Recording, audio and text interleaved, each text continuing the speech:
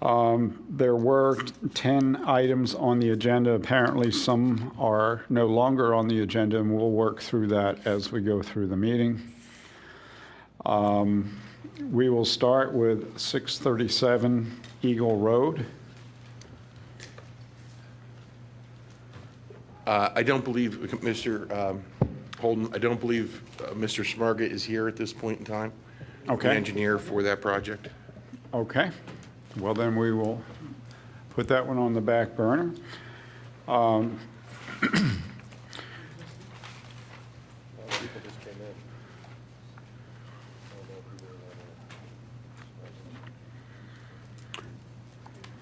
Those who have just come in, are they 637 Eagle? Okay, then we'll move to 601 Brookside.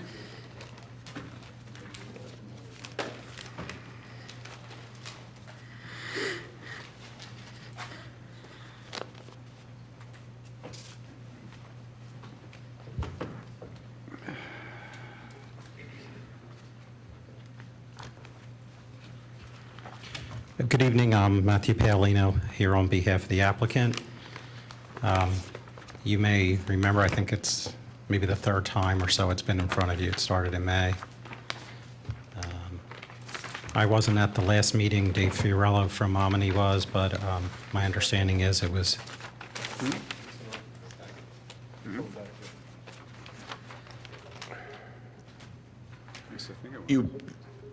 These would be from last, the plans from last meeting packet. So if you didn't bring them, you might not have this in your packet. I could give the board a brief overview of a few things on here, if that's okay, Mr. Holden. Okay, was there a resubmission of the plan or not? Not as of this Okay, well, point. then we We're did working get- with the okay. we're working with the last submission. If the board may, if I may, if the board remembers, there was several issues we had, one being that there's an existing sanitary sewer line which crosses the property, and that's basically in between the proposed house and the access part of the driveway. And from our standpoint, I had concerns on the integrity of that sewer line with the house being built, and there were some issues with the amount of trees to be planted. We've come to a conclusion on the sanitary sewer line. That line will be refurbished. Actually, it's going to be replaced prior to the start of construction for this house. And also, in speaking to Mr. Paolino, I believe the replacement trees noted on the plan are 44. And after looking at that and looking at the lot, if you go to the lot, it's not a large lot. I don't see that he would be able to fit all them on there. So I would like to suggest to the board that we use a total of 35 trees, and the applicant would plant 15 trees on that property, and he would plant 20 trees over here at our park, right outside the Township building, along the street and some other areas. The thought process being, there's not a whole lot of room there. It's a somewhat shaded lot, and those trees, for lack of a better term, could be lost on that lot, maybe not doing what we really want them to do and spread out and be the shade trees that they could be, whereas we have a lot of open ground. We were thinking of lining Ivan Avenue as best we can with those trees, and perhaps even some up towards the Capelli driving range. And that's a staff recommendation to this board for thought and comment. And are you, sir, in accord with that? Yes, I am, and also in consideration for some of that waiver, we're going to grant to the township an easement for the sewer line, which does not exist at this point. So, in fact, they can renew it and maintain it in perpetuity. So, it seems like it could work in everyone's favor to take this approach. What we encountered was we have an existing sewer line. We do not have an existing easement. So there's something to be said for the adverse possession of the pipe there, but also Mr. Paolino is going to grant us an access easement through the driveway not a construction easement, but an access easement, so that our crews, should they need to, can access a manhole at the rear of the property and do other maintenance items. So it's a win-win for us. We're going to have a new sewer line in there, and we're going to be able to access that sewer line. Okay, could you just outline what you are describing on the plan here for the viewers? The sewer line presently runs right along this line here. And what we're going to do is grant the township a 20-foot wide easement. As part of that, we're going to clear it. They're going to come in and renew the sewer, replace it. Obviously, the tree compensation has been talked about where they're going to go. I guess it's yet to be determined, but somewhere in the park here. And in exchange for that, we're going to grant the township an easement such that not only will they be able to have the easement for the sewer, but we're going to give them access and easement over the driveway to maintain and also have access to a manhole back here, and to be able to, Steve has a feeling he might need it for future maintenance just of other portions of the line. So, or to renew subsequent sections. So it'll give them basically unfettered access through our property to do whatever sewer repairs, of course, they can accomplish from there. The main serves 20 or 30 homes. It's really, you know, so it really serves a little chunk there of that community off of Brookside and up Ivan. So it's an important line, I think, for him to get maintained. And right now, I believe presently there is a lot of tree root damage showing within the line. So there are roots. The line, as we grade them, the line is in poor to fair condition. And so to be able to get this done prior to a house being built there is paramount to us, to have what we hope is a new line that will last us decades and decades and would only require regular maintenance, as opposed to having to replace it 10 years, 5 years from now, once a future resident is living in the house and is all settled in. Okay, and all that's going to be clearly communicated to the future occupant of this property, correct? The easement will be on the deed, as will the access easement, so that will be noted on the deed. Okay, any comments from the commissioners here?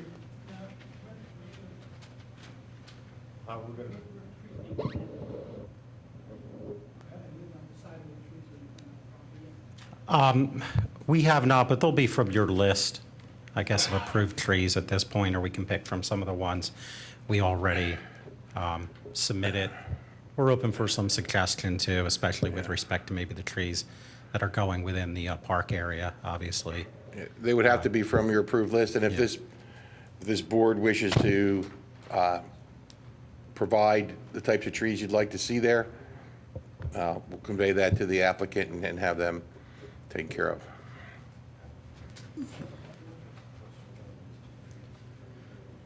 Yeah, just on item number 7 from our minutes, our risk report should be submitted on the 2 trees that we were concerned about. I'm sorry, is that from last meeting? I wasn't. From item number 7 from our minutes from last meeting. Shade tree meeting minutes, July 24th. I have to get to our legal. Brookside, item number 7. 33-inch elm and a 36-inch maple down in the bottom of the property. Like I said, I wasn't here, but when you say an arborist report should be submitted, what were you asking for? Your arborist that was going to look at the trees, or? I don't believe so. There were 2 trees there. It was a 33-inch elm and a 36-inch maple. Right, these 2 trees.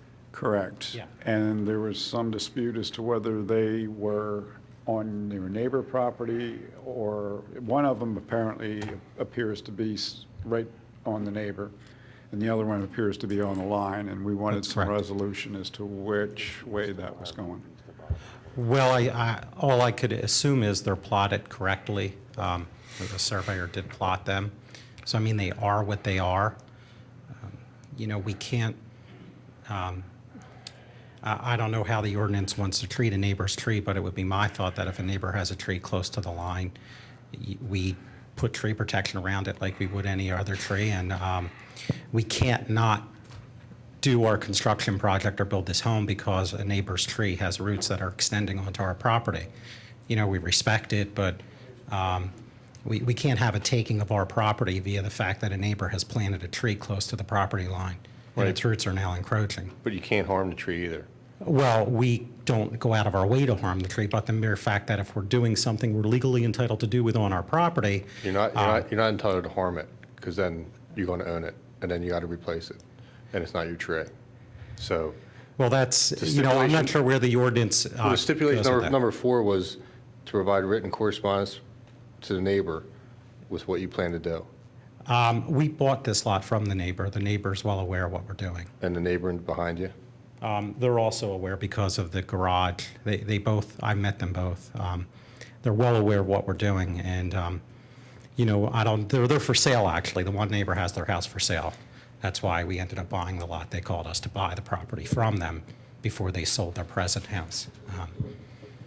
Nonetheless, there's a 36-inch tree and a 33-inch tree. Yes, And the 33-inch tree, I believe, is encircled by a retaining wall of sorts and is That's within correct. 10 feet of the trunk.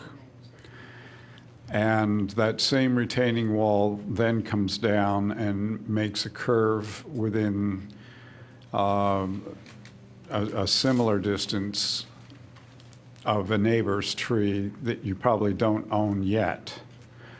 In either case, those two trees are in danger. And we wanted to hear what the plan was, should there be issues regarding the health of those two trees, especially the 33-inch elm, which is rather rare around here anymore. As of this point, there really is no plan. I mean, I don't know what would be appropriate, but yeah, we're talking about possible future harm to a tree that could happen as a result of construction, or I guess the tree could be diseased for any reason, but I don't know what it is the code's telling us to do in that regard. I don't know that it's telling us to do anything, unless we're missing something. Well, you just indicated verbally that, you know, you bought one property Yes. and that you discussed the other tree with another neighbor. Yes. But we have not seen any kind of written agreement with the other neighbor That's regarding the damage that might occur to their tree. That's correct. And I mean, I don't know that there ever could be one. I mean, as I read the code, I don't see where that's the appropriate standard of what we're supposed to do. Ask the neighbor what they want us to do. That was the recommendation of this commission, was to I make, understand that, but I don't think it's appropriate, is what I'm saying. well, I don't think it's appropriate you go ahead and disturb a neighbor's 36-inch tree without their consent. But do you understand? I know you don't. I'm just trying to follow the code, and I guess, you know, I can't necessarily there's get a- their consent. there's a We're re- working working within our property. We're working within what we feel to be our rights within the property according to the township code, and they more, in all likelihood, they would be like, well, gee, we don't want anyone disturbing our tree, so no. I mean, that's just, then that becomes a taking of our property, and we don't believe that's permissible under the code. There is a reason that Radnor Township, several years back, indicated that they wanted to see the trees that might be impacted within 10 feet of the property line with the neighbors. I agree. And the reason for that was such that if a tree was threatened, that the developer would get written permission from the neighbor that that disturbance was okay by them. And we have not seen that. Okay, I was not aware of that under the code. If it's in the code, we missed it. Okay?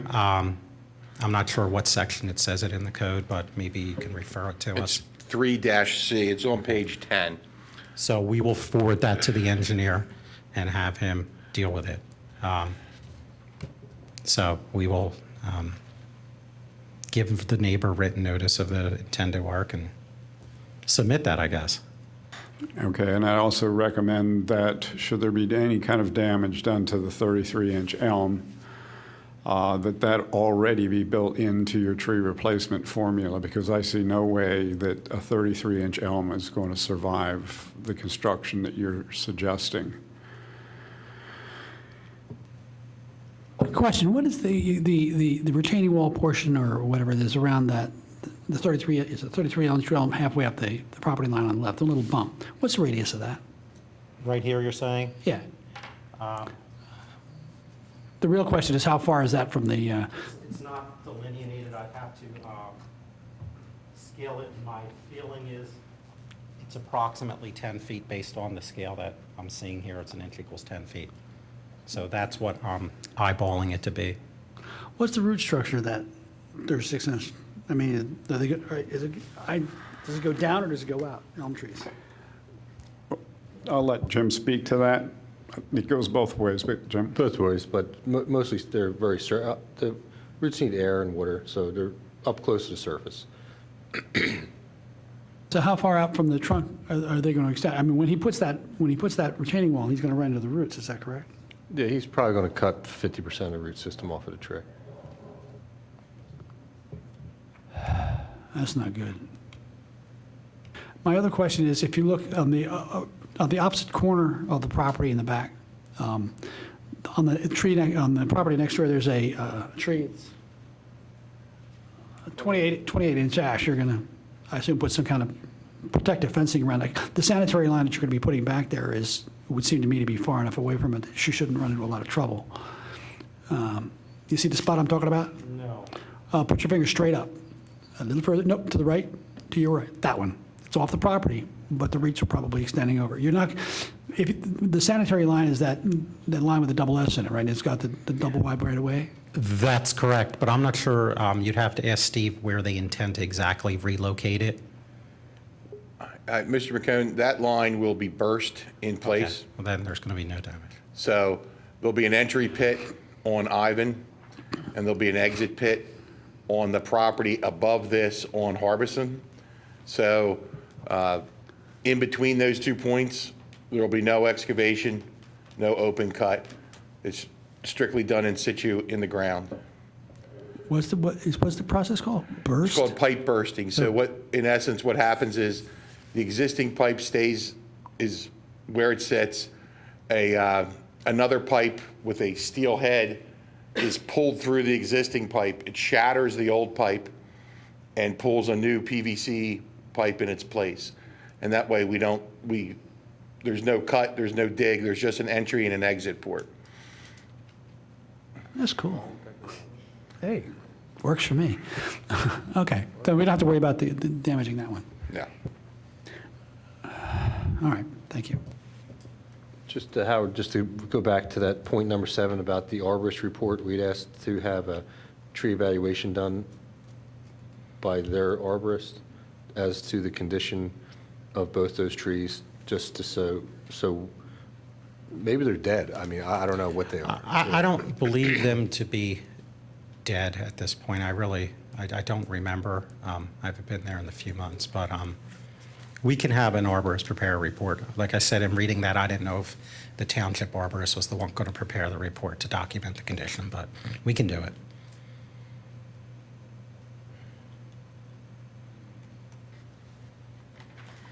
Okay, now, we thank you for working through the easement issue with the township. That is a win-win situation. But nonetheless, those 2 trees are still hot spots, and until there's resolution to how that's going to be resolved, we're going to have to table this unless engineering is comfortable with the resolution they bring forward before you.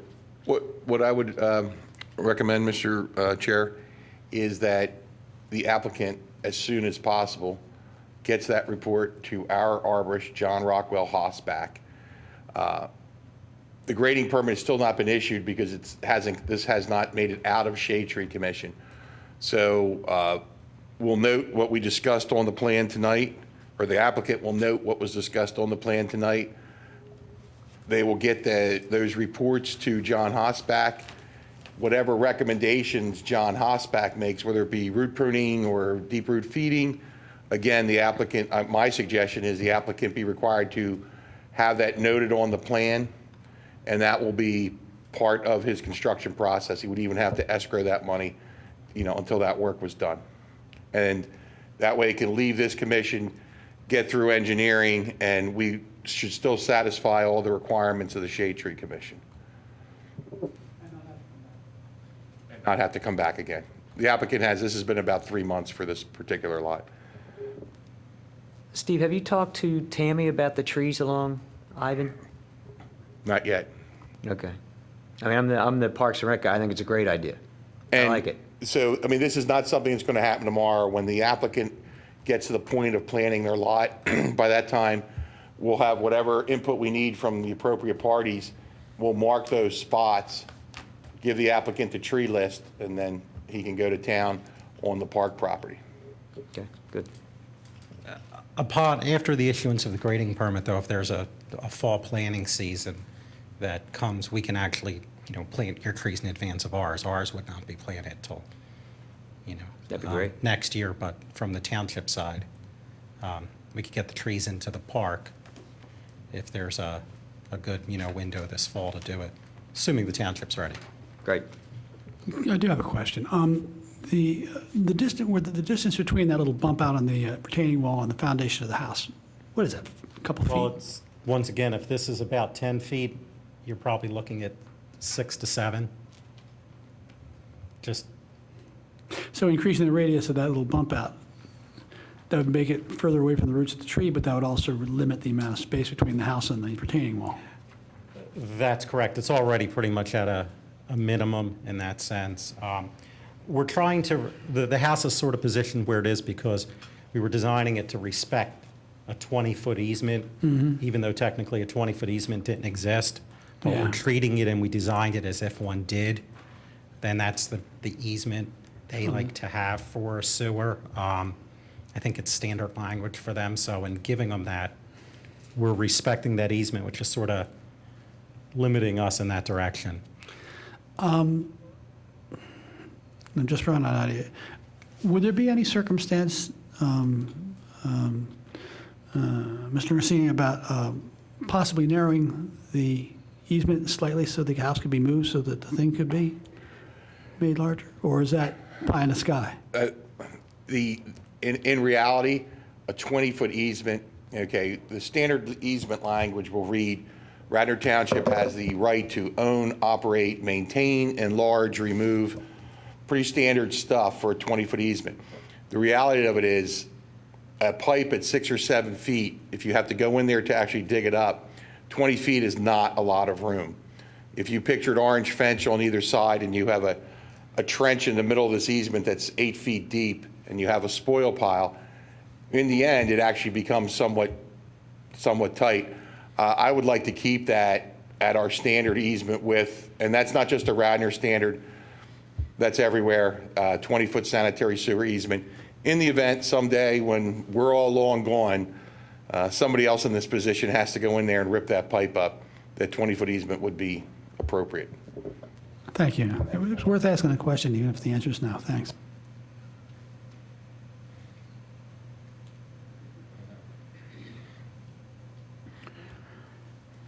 Okay, we approve, given the conditions we've discussed tonight. Okay. And Thank you. again, thank you for working with the township with the easement issue and the planting of trees elsewhere in the park system. Thank you. Thank you.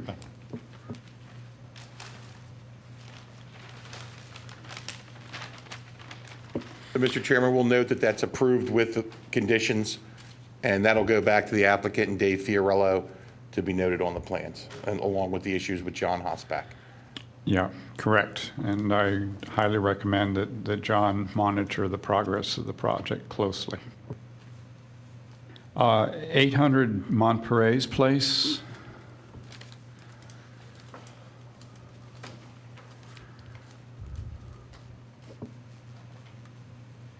Good evening.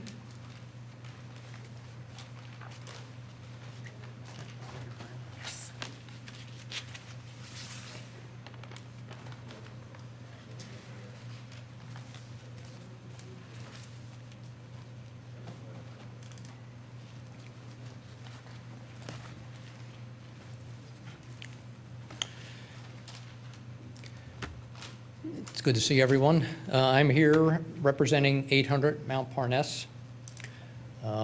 Michael Haynes is constructing a pool and replacing the deck for the Rosenblums.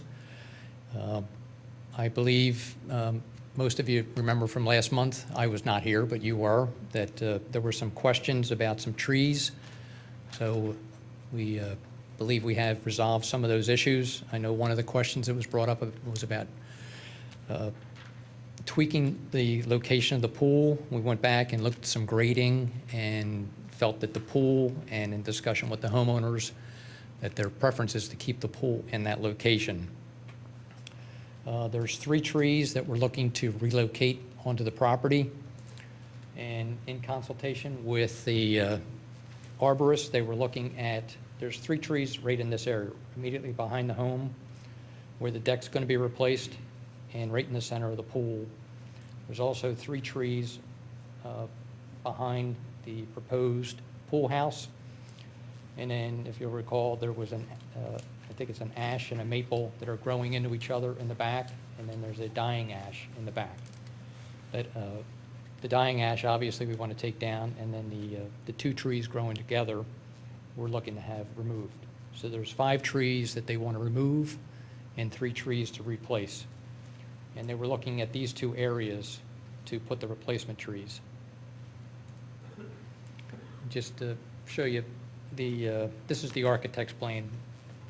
The plan from Yerkes shows where the construction entrance is and the proposed stormwater management system. There's already one that exists now, and a second one is proposed to take care of the increase in the impervious cover that's being added to the property.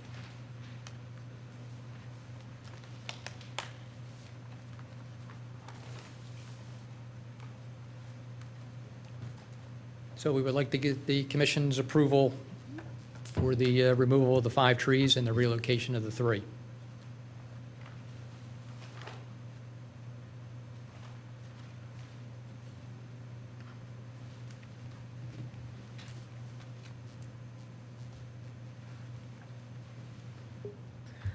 I'm sorry, I wasn't here last month. Are you removing the 5? Are you replacing them with any trees? They would not be replaced.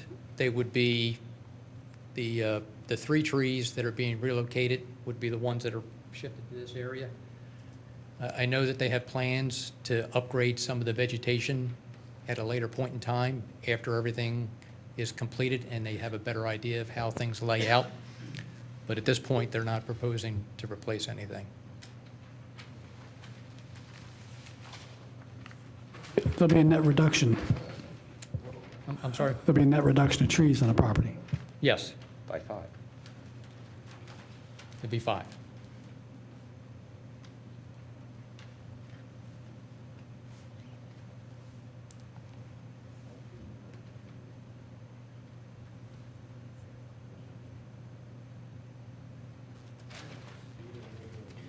Are they proposing to do the tree fund, or what? What's the question? They just want to get rid of 5 trees and be done with it?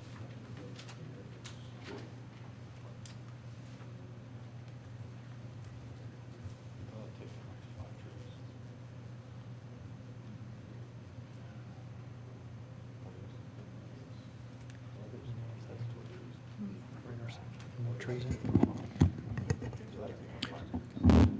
Dan, what's the diameter of the trees that are being removed? Now we're up to 5. Previously it was like 3, so we're curious. Well, the 3 were immediately behind the pool house, and then the 2 additional ones are ones that were discussed at the last meeting, and they were reevaluated. But you have the diameters? Yes, the ash and the maple that are growing into each other are both 30 inches. The maple is partially dead now, and both trees are covered in ivy almost all the way up to where the branches come out. And the other ash is diseased and halfway dead. That is 18. And because they're in poor condition, you're planning to take them out without replacement? No, my client, the homeowner will do whatever they have to do, but those trees that I just spoke of are not, yes. Oh, sorry. This is my first meeting, so. That's excuse okay. my- That's what we're here for. Here are the ash and the maple that are growing into one another. And there's another ash right in the corner of the proposed pool that is the other, the 18-inch. These, does that answer your question? I'm sorry. And the other three you're moving behind the pool house are on the left, with the 3 arrows pointing to them, right? One is a dogwood. This is a really, really steep slope and very rocky into the neighbors, and it's kind of a mess back there with a lot of bamboo creeping in. So part of that removal was just to kind of clean out this whole area of the bamboo and those trees. There's a pine tree. It's not a very large one, a flexilus pine. We've been securing bids and recommendations from several different tree companies because of the replanting of 3 very special trees that the homeowner is trying to replant. So that's why we have not contracted with one yet, because there's such discrepancies in opinion and pricing. But we would like to try to replant the pine trees, the small pine trees that are there, as one of the tree people recommended we do. Would you put them in the same spot? Or No, you'd we would move- just move them to a different area on the site. There's a large rock outcropping along the side of this property, so there's not a lot of room over there. It does look like it's kind of steep with the, Yes, actually, the back of the pool house will be built into the rock wall. But we have been recommended where to replant the 3 family trees that have been planted for each of their children, which would be all down in this area here. Okay, so you've got the dogwood. Is that planning to be replanted? No, the dogwood is not it's Okay. not worth being replanted. Okay, and the Like, diameter of that creature? the dogwood, I'm going to guess 10. Okay. Jack, do you know any diameters of your plan? Can you show your plan diameters?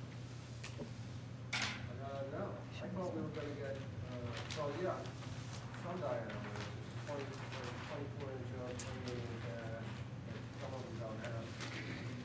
This oak doesn't have, it, like road 18.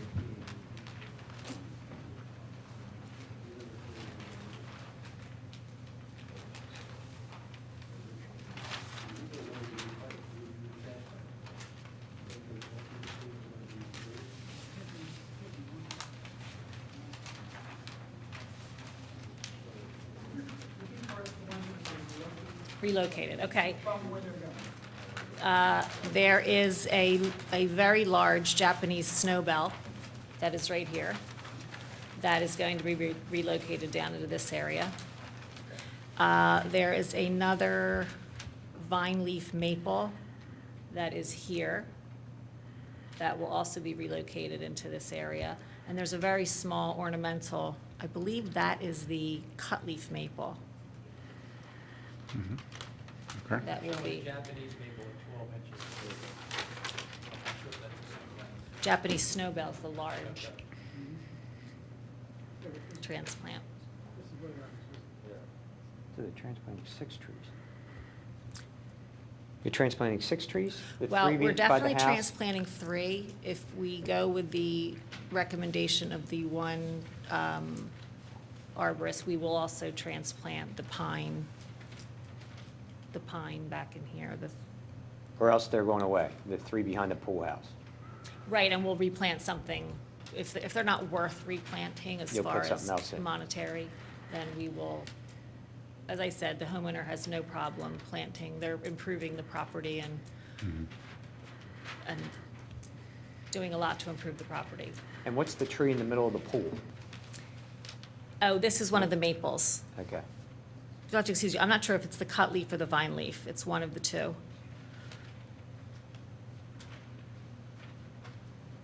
Okay, but there is discussion about saving the Flexilis, the Yes. Pinus Flexilis. Yes.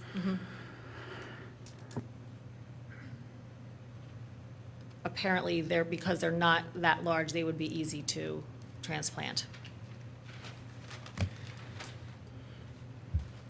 It mentions in the minutes the stormwater management system to be shown on the plan. Originally, wasn't, Jack, was it on your plan?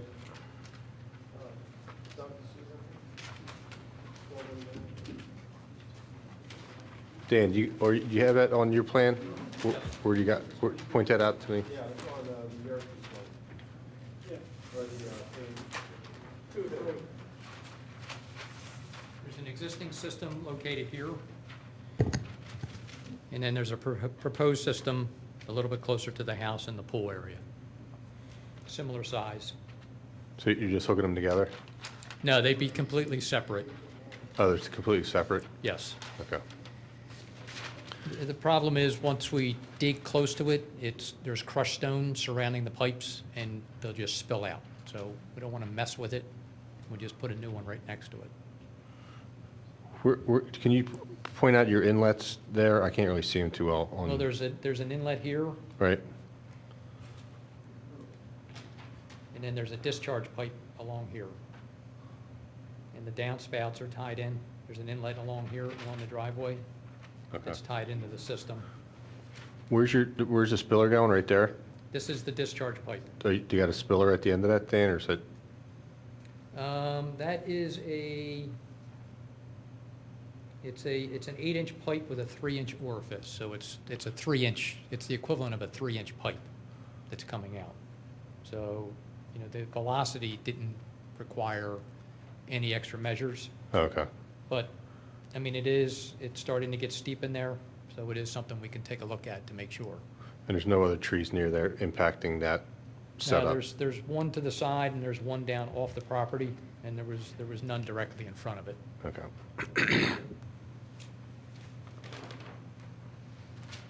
Yeah, this is a better view. This doesn't have the writing. I don't know if you can see it on television.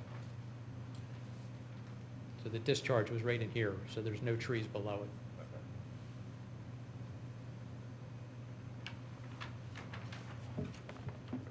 In the last meeting, Howard, we had noted that there's nothing about, on the east side, there's nothing showing the neighbor's trees, and that was we were supposed to get something indicating if there's any trees on that other side. They sort of, toward the west. Other This is- side. There's a rock outcropping through here, so there's limited, they're very close to the edge of that rock outcropping, Right. and there's So there's no trees in there? No, just bamboo. Bamboo? Yes, that's been creeping in from the neighbor's Right. property. That's going to be hopefully removed. Oops.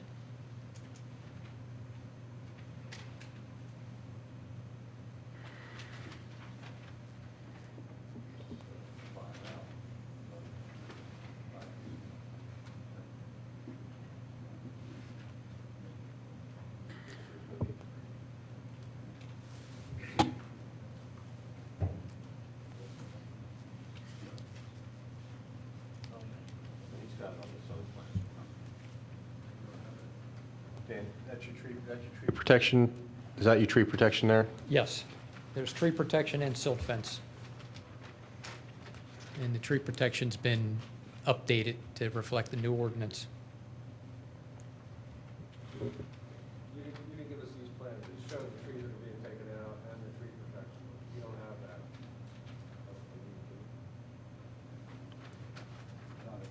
Right.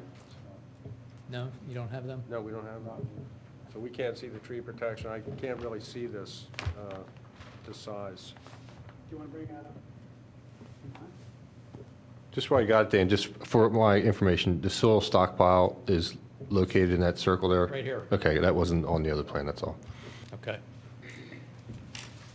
I'm sorry, you wanted to see?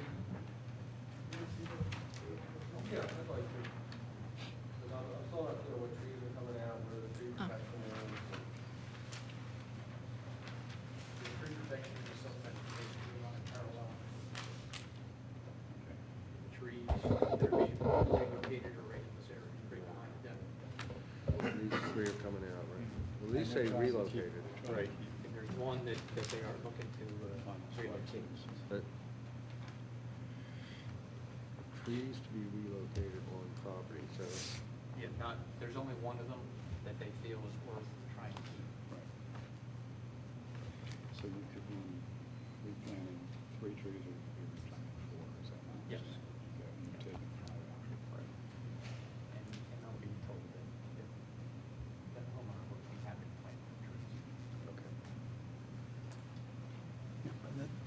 These trees on the other side, they're protected by this protection. Yes, protection area. and then they're down slope. And this is the existing thing that you're not going to fool around with. This is the stormwater protection. Correct. And that's the discharge coming into the system. And this is pretty steep, so it's just going to dump over the side. How are you doing? All right. Works for me. thank you. Are you going to, how many trees you're going to take 3 out? Just do away with 3 and then replant? Okay, my understanding is they're going to take 5 trees down. They're going to transplant 3 or 4 trees. And the homeowner is most willing to plant additional trees on the property once they sense, the lay of the land, so to speak. Am I correct? Yes. That's correct.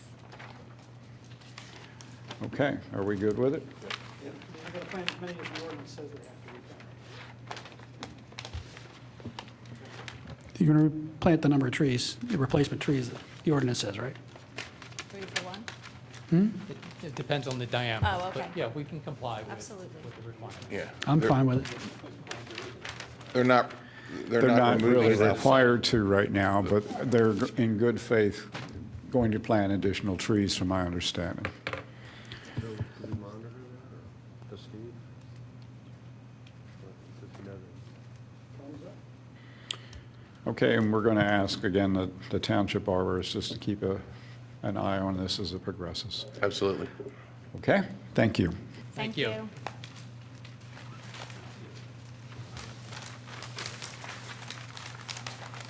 27 Worcester Road.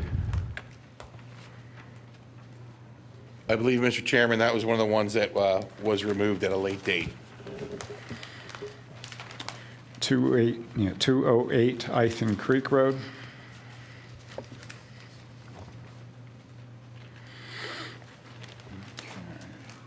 Good evening, gentlemen.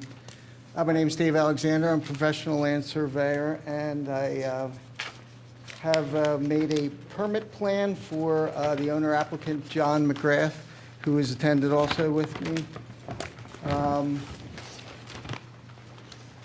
Our proposed dwelling and related grading does not affect any trees. We're not removing any trees on the property.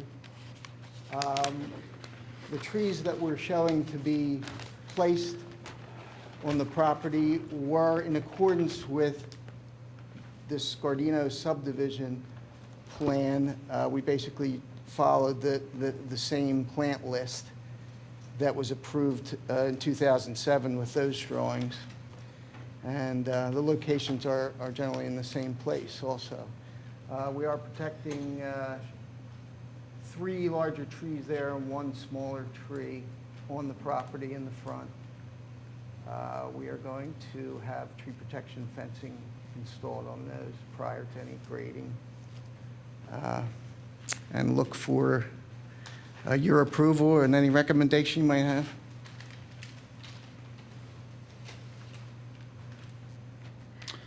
I'm looking at the 36-inch tree that seems to be in close proximity to the 12-foot wide driveway.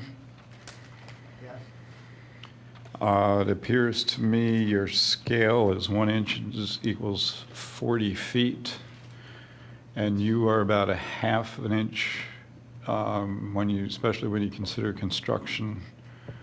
And your tree protection fence does not appear to be adequate enough to protect whatever 36-inch tree that is. And the ordinance always requests that you indicate the genus and species of the tree that you're referring to. Okay.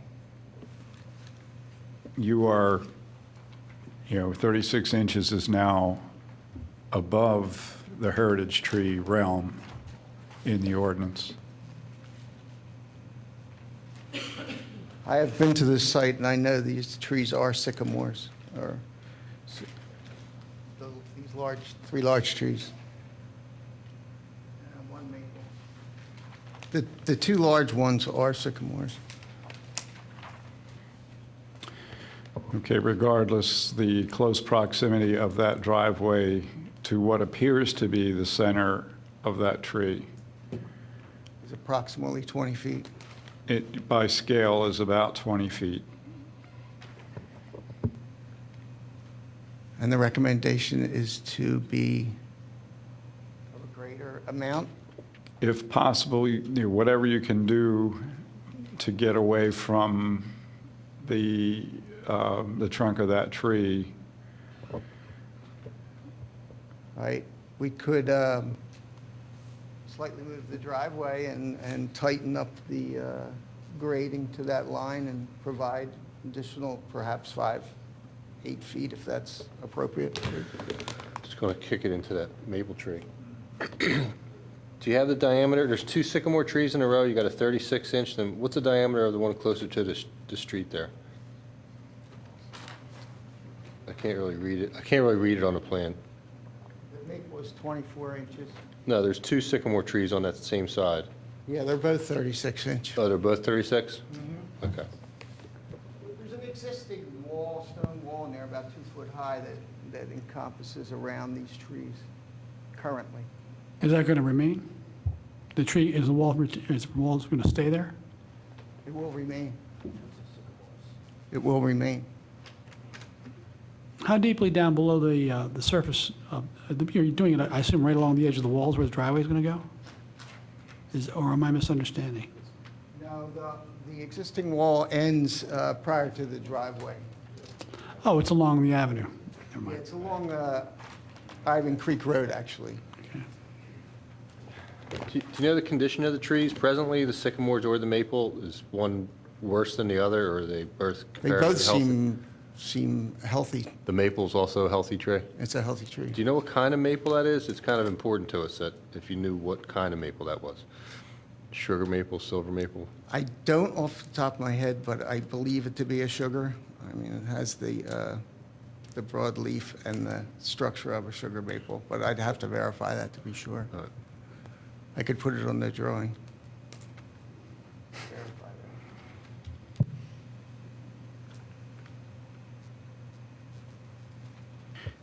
And I believe, if I read the plans correctly, you were storing topsoil on site?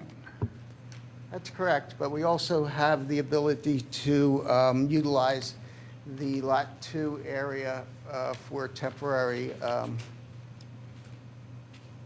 soil if need be. There is no dwelling on number 2 or proposed dwelling at this time. What's the X up on the upper left-hand corner there? See, there's a big X up there on the upper, That's on the adjacent Lot 2 property, okay. and that was a tree I guess they had anticipated removing for their driveway. They're putting in a new driveway there? Not at this time. Okay, well, we'll cross that bridge when we get there. But for this particular submission, I would suggest that you at least go back, identify the tree species as required by the ordinance, and you may need to make a decision as regards to the sycamores or the maple as to whether or not you can sacrifice either of them. And then it appears as though you have other smaller trees there, which I can't interpret what their codes are. They're the planting trees. Are those trees going in? From the original subdivision planning list. And they are 2 green ashes, 1 black gum, Okay, and 1 limber pine and 1 red maple. and Acer rubrum, okay, I see it. I'm sorry. So those are trees that are going to be replanted and not That's correct. necessarily affected by this construction? That's correct. Okay, well, then you may need to, okay, once you make your decision about your choice between the sycamores and the maple, you're most likely going to have to shift that planting plan, because we don't see how you're going to be able to put that driveway through there with those large trees. If you impact the heritage trees, which are 36 inches in diameter, it's going to have more impact on the requirement for you to replant. Okay, so there is additional plantings due to the fact of the 36-inch heritage trees? Yes. Okay. Excuse me, so that sheet with the table, that was not part of the grading permit / shade tree submission? That's from the original subdivision submission? That's correct. That could be added to our drawing, but Yeah, I would like to suggest that, because yes, it would make it a lot easier for the commission to see. surely will. Howard, were you suggesting moving the driveway east, sacrificing the 24-inch maple to spare the 2 sycamore trees? Is that a possibility? I believe it to be, yes. Sure. Depending on the condition of the 2 if they're very viable trees, and this maple's a Norway maple or a species that we don't really consider a high value maple tree, would you consider removing the maple, shifting the driveway to the east to decrease the radius there to spare more of the root systems of the 2 big sycamores?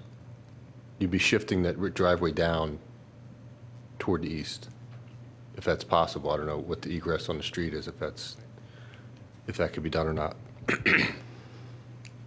Well, we could,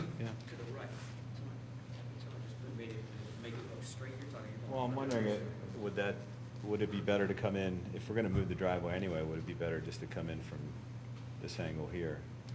and have a straight driveway, a much more straighter driveway, and there's a larger area there to work with. What's that tree right at the corner there, right? Because if you make the driveway straight, then you're going to tear that out, right?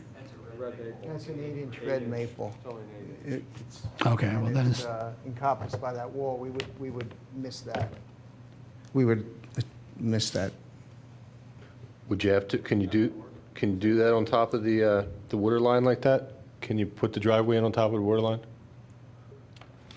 Well, the water service, we Yeah. could, move to being on the edge of the driveway or slightly off. I think there's still enough room to do that.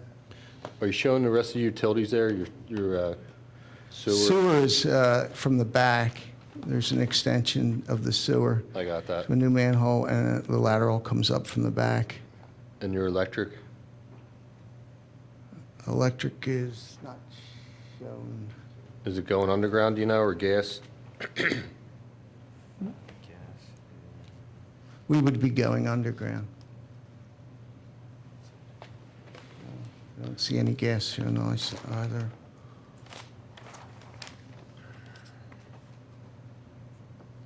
But we would, miss the paving of the driveway and not impact the trees.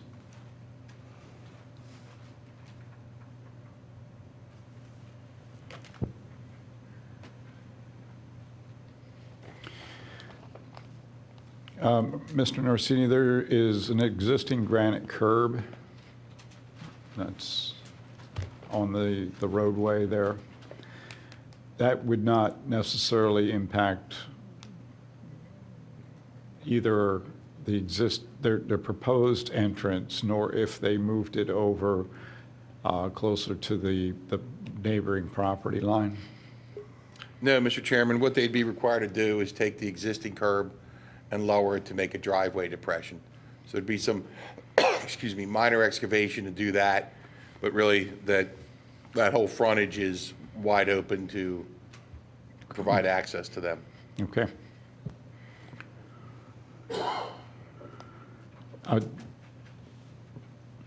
It seems the obvious solution would be to do your straight access and avoid all those larger trees. You would be impacting your retaining wall there, I believe. And it looks as though you've got that 8-inch red maple. Those would be the lesser of all the evils that we see here tonight. Okay. We're in agreement to change the driveway to that location. Can we then expand that tree protection to encompass the whole front area of that property, which would be around the 2 sycamores and down, including to that maple tree to the street then? So that would be just one band of tree protection in that area? So there'd be no egress possibility of anybody driving between those trees? Sure. Yep. And then we can show your, the remainder of your utilities, your electric and gas going in, but not under the drip line of any of the larger 3 trees there? Yes, we will do that. Okay. Question, in the back you have this, it's a stormwater retention system in the back, right?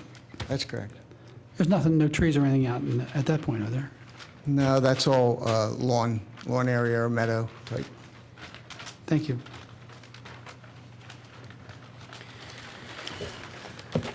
Okay?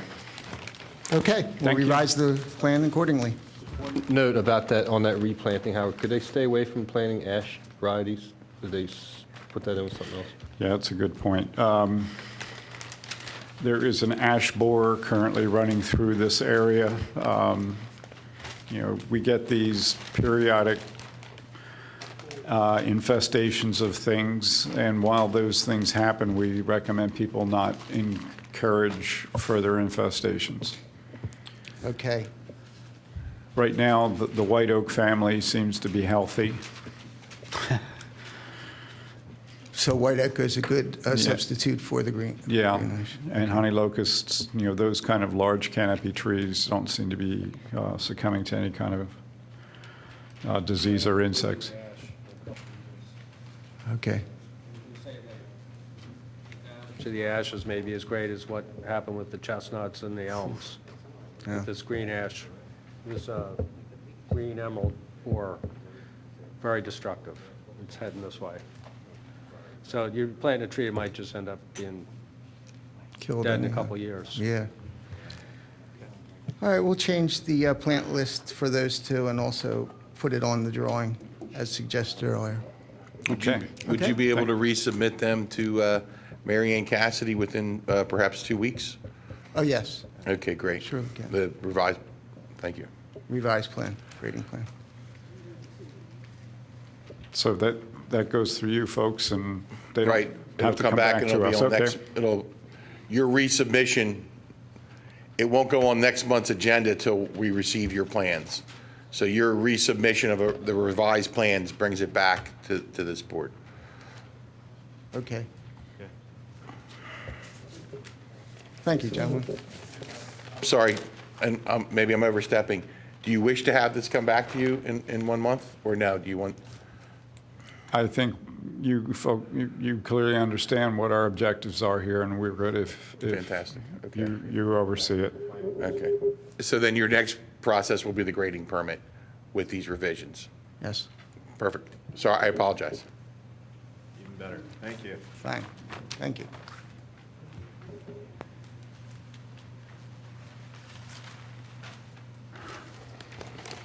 .123 Cambria Court, please.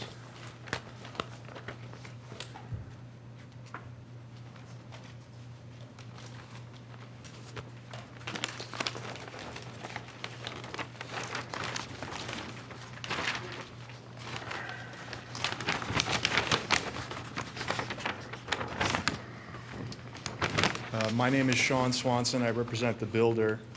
What we're proposing here is a new single-family dwelling. And basically, as just a quick review, we have tree protection on all the trees. We're proposing to take down 0 trees on this property. All the stormwater stuff is in the back, and all the utilities run through the front.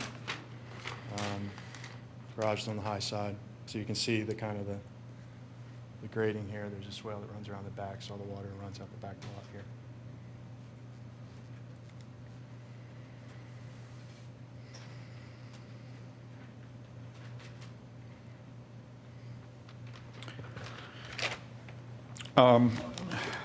Along the west side of the property, well, actually across the whole property, there are no genus of species labeled, but along the west side, there are numerous maples, some on your side, some on the neighbor's side, some within relative close proximity to the driveway and the turnarounds. Do we know what type of maples they might be? I don't. I know it's probably a couple of different species there. There is a 32-inch tulip up to the northwest side, very adjacent to a turnaround. And is that on your property or is that on the neighbor's? It is on our property. If you look under where the proposed impervious for the driveway is, there is an existing garage there that's right next to it. So essentially, we're going to be putting in less impervious with the new improvements than what's actually existing now. So I would think from a root standpoint, it's used to having something. Is that on slab with a footer, Yep, that existing garage? yes. So you're ripping So that it's, off? yeah, I'm going to take it out, and then obviously the driveway's not going to be as deep as far as the disturbance is concerned.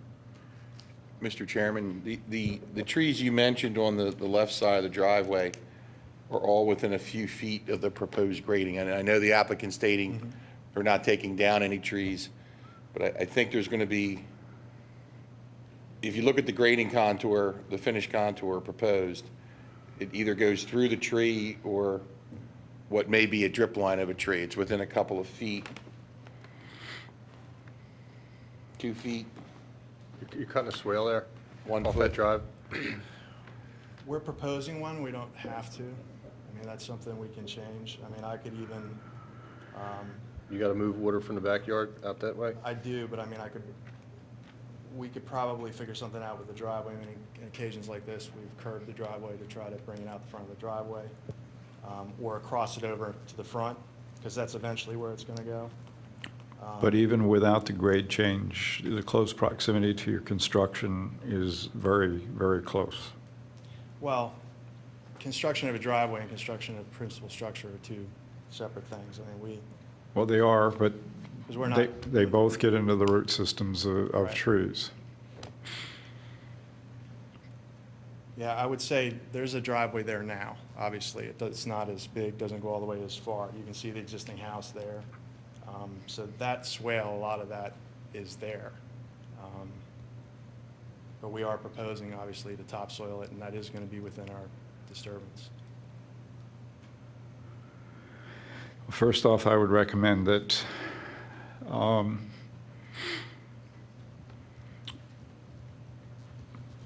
we identify the species of all the trees on the property. This 32-inch tulip that you are in close proximity to, even though there is an existing garage that you're going to remove on, and it's slab on footer. Just that removal process in itself is going to affect the 32-inch tulip, and then putting paving on top of that is also going to affect that.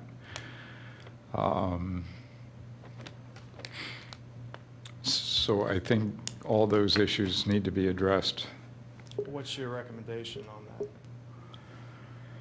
If at all you can relocate the way your turnaround is, in some way, shape, or redesign it probably is a better way to phrase that. That might provide some relief. We're not necessarily opposed to existing paving being removed from root systems if it's done carefully, but then to put something back on it again can be just as harmful, if not more, so. Might I add, Mr. Chairman, the applicant to take a real close look at that grading along that side of the driveway, because really the way it's drawn, I don't see that those trees would survive. So if they're going to go, you should note that they're going to go, and note the compensatory plantings that would be required. And not looking at a drip line, but just looking at the contour in relation to the center line or the center of what your surveyor marked as the tree. You know, you're within a foot or two of the center of the tree, so I don't know that they could survive. Right, well, I will say that, you know, we haven't even put contours on there because it's not gonna be a huge cut, but at the same time, we'll take all of that into consideration. Yeah, I mean, You can I'm just see- looking at the contours your Right, you can see it Bob existing Waker on put the on. back of the driveway, the 394, and then the proposed on the driveway, and then it runs down the front to 393. So it's not a huge cut there, but I definitely, we can take a look at that. And if you come back and suggest to us what type of maples they really are, you know, there may be a different outlook on it too. Is there any chance of pushing that drive a little bit to the right and then making your parking court extend? You got a lot of room in the backyard. Yeah, Out- I mean, it's- Out a little bit further just to get away from that I know you're pulling this slab up, but I know you need a turnaround to get into, basically get in the garage, but you'd have some more room if you cut it back, you know, to the east a little bit, to the Yeah, backyard. The turnaround, I think we can work out. I mean, we're definitely we're gonna have to take the garage down, and we'll take care of that carefully, but the driveway itself is 12 feet at the front, so it's just gonna be about, you know, we may have to pull it forward a little bit just to get it away from that drip line to be able to still get the grading, you know, to still work on the front there, but I think with the turnaround, I think we can work on that. Or just note the condition of that row Sure. of trees. Maybe it's just scrub Norway maples, we don't know what, we don't know what it is there. So Right. it could be a moot point, you know, not worth saving, basically. Do you know what the trees on the other side of the line are? Or are there trees, you're supposed to be within 10 feet of the property line on the left side? Yeah, I don't think there are on that side. There are on the opposite side, which are noted here. But yeah, the majority of them are on our property. But there are none on the other side of the line? Yeah, I don't think there are on that side. They would be noted just like they are on the opposite. Yeah, driveway, that's why. There's no.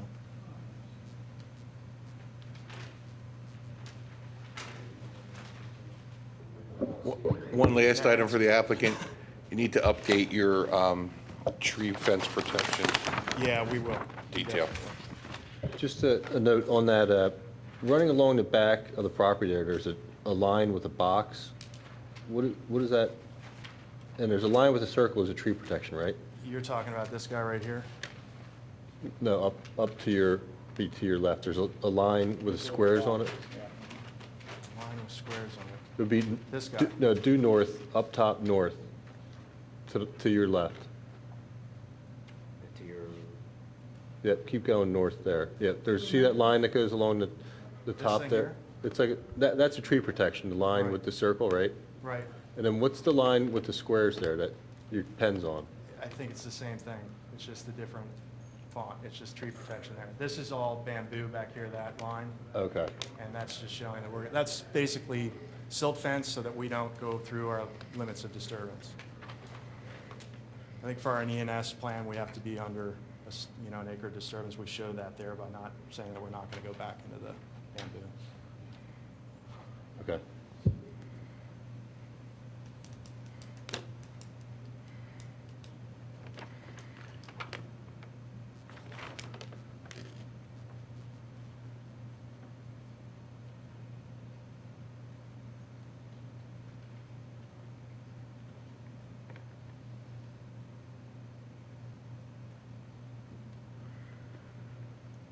I think I had a question about your tree protection fence.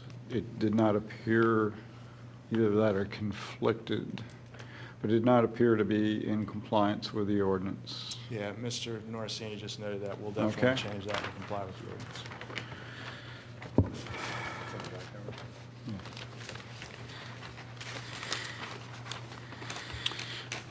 Okay. It's my recommendation that the applicant should return to the next meeting. Okay, thank you, sir. Can I just say, with these maples, I mean, it's really, if they're Norway maples, they may just have seeded in there. So if you can get them identified, that would make a lot of difference how we treat them. No problem. Because they're just considered a weed tree, whereas the sugar maples or others are, we're protected trees. But the way they're all through there, they may just be Norway maples. I just don't want to say because I don't. Yeah, right, but I'm just saying, if you have an arborist, take a look at that We and will. identify them. That would help us a lot.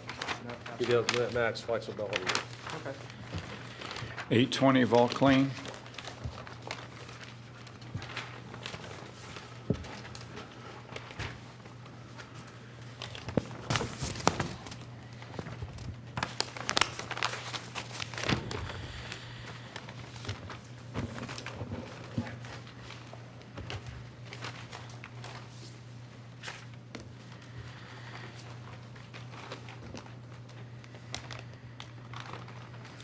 Hi, I'm Mike Nealio from Anthony and Sylvan Pools. Oh, sorry. Mike Nealio from Anthony and Sylvan Pools. My client is Mr. Schultz, who is the homeowner. I apologize, I don't have a full set of the plans to put here. I don't know if I could borrow one. Okay.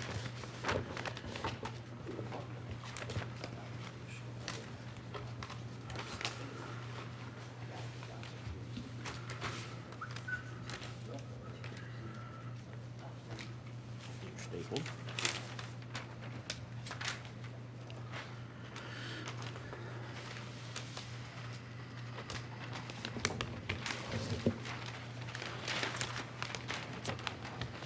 We're proposing to build an in-ground concrete swimming pool on the property in the rear yard. Page 2 shows a detail with the pool on it. We are not removing any trees on the property. The trees are noted and labeled on the plan. Most of the trees, or any of the trees that are close to our construction or construction route, you'll see there's a 3 to 4 foot high existing, this is not something we're proposing, existing boulder wall wrapping on that property. It was put in when the house was built. Our pool and pool patio is on the lower level. Our access route is also on the lower level, which is the house level. Any of the trees that are close to that, which you can see on the plan, are all on the upper level or upper tier above that boulder wall. The closest one in elevation is 6 foot above the level of the pool or where we'll be driving or digging or building our pool. Some of them are 8 to 10 foot on the other side of that wall above elevation of our pool from a standpoint of digging or constructing. Okay, I had reviewed this, and I have 2 issues, mainly the 28-inch oak and the grade change that is taking place so closely to it. And in addition, the topsoil stockpile being within such close proximity of that 28-inch oak. Yeah, I scale that 28-inch oak 30 feet from the closest part of our pool. And you're right. However, there is a 356 elevation grading change that is significantly closer. Yes.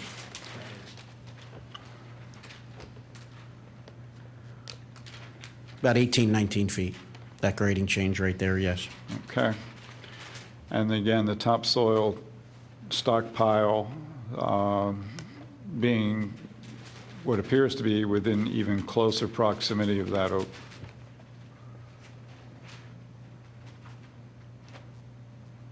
Sure, we can move that topsoil stockpile. I'm not sure why the engineer chose to put it there. I guess maybe he thought that was the best location. Okay. And what is your proposed construction access? Most of the crews are going to come up the driveway and then walk their stuff in. There's a big elevation difference there between the driveway and where the pool's going. So there are some crews, if you look on the plan, it shows the construction access from the front of the house going around the left side. So for excavation of the pool, probably 2 phases out of 10, we are going to be using that side as the access. The rest of the crews are going to be accessing through the driveway and carrying their stuff up the other way, which is on the right side of the house.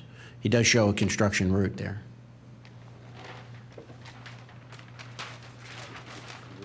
I guess that's what.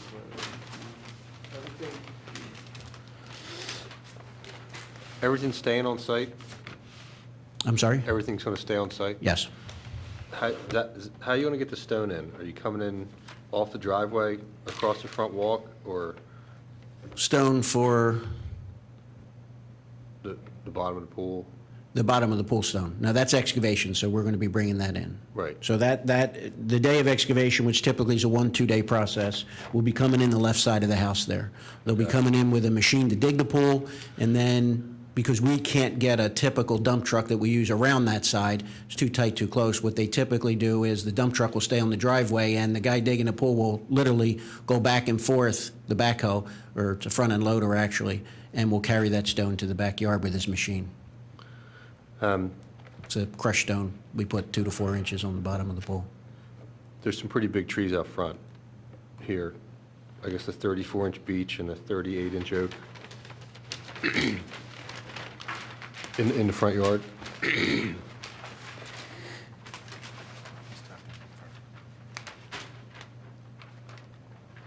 just might want to show the detail of your access and maybe some tree protection around these couple trees in the front, just so everybody's staying away from them. Yeah, the 34-inch beech is about 30 feet away from the access, but yeah, I understand. I don't know why he didn't show that totally through the front yard there. He just showed it on the side. Now, the equipment's going to go around the left-hand side of the house, but the truck's going to stay on the driveway, which is on the right. The equipment to get in to excavate the pool is going to go on the left side of the house. That's pretty much the only equipment that's going to use that route. The rest of the crews can pull up the driveway, carry their stuff in. This is a gunite pool. We can shoot it from 150 feet away, so that's a big truck, but that can stay on the driveway, and they just run the hoses up the yard into the pool and shoot the pool. So pretty much everybody can use that access except for the excavation, because we got to get the machine to the backyard and dig it, and we can't do that through the driveway side. I'm shocked. Too much stuff there. You going to pump the concrete in for the pool deck? Yes, yes, we're going to do that from the driveway, yep. We're going to use a Ginny pump and pump that in. And all that's going to be running across there are hoses, from the end of the Correct. driveway Like across to fire where the pool hoses, is. right, fire hose size. Yeah, it's not going to crush the roots. We're really concerned about heavy stuff hitting the tree roots going around the left-hand side of the house. But let me look. You talking about the trees on the upper end?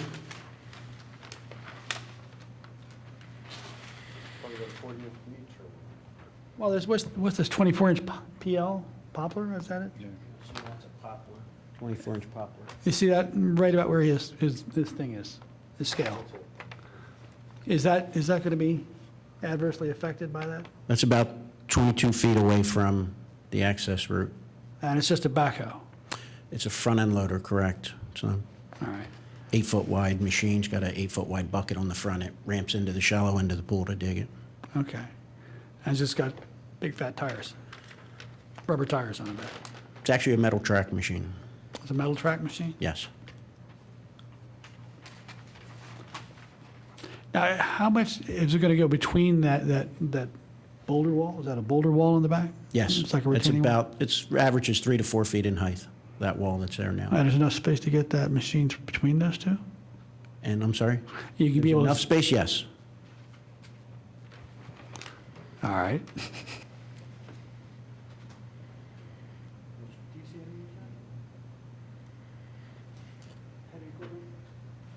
No, there's no trees down there, right? Between the house and the wall, there's no trees. That's just all sod. This is the only concern, that one there, right? And he says, yeah. Yeah. And come in, go this right around in there. There's no trees back in there. I think he moves the dirt down a little bit, closer to the house. Can you do that? Move that down to like here? If that's a problem where this topsoil is, just move it. Yeah, they agree to move it. Yeah, they agreed to move the topsoil, but I'm still concerned about the grade change that is within close proximity of the 28-inch oak. And is there any possibility to slide the pool to the left a tad or two to get out of the root system of that?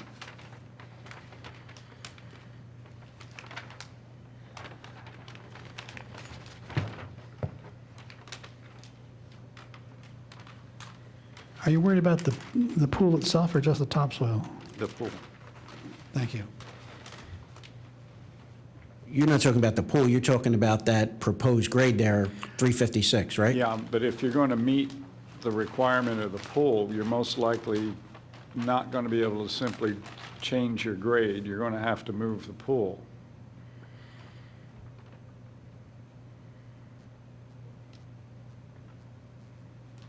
Right, correct. Right now, that 356 proposed grade, which is about 20 feet away from that oak, is going to be approximately 2 foot lower than the oak. The bottom of the oak tree is right now, which is currently a 357 grade. So yes, there's a little cutting there. I can understand what you're saying. Right. Yeah, I mean, we could parallelly just shift the pool down to change that grade a little bit.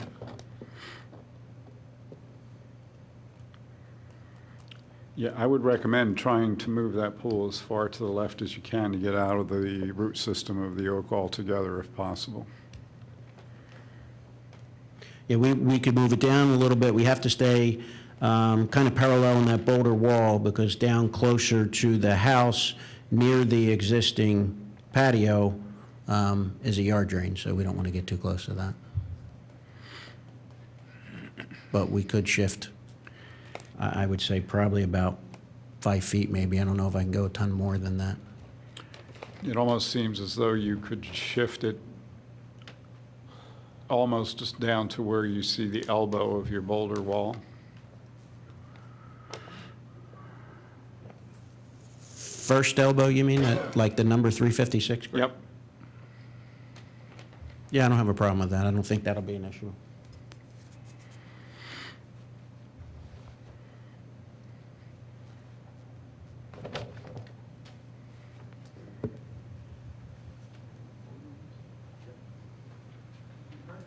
Well, he's cutting here. You got a pretty good bit of soil back there. If you're cutting on this side, you're cutting on the oak side, right? Because you got to get down a little bit. Correct. You got a pretty About good a foot, right.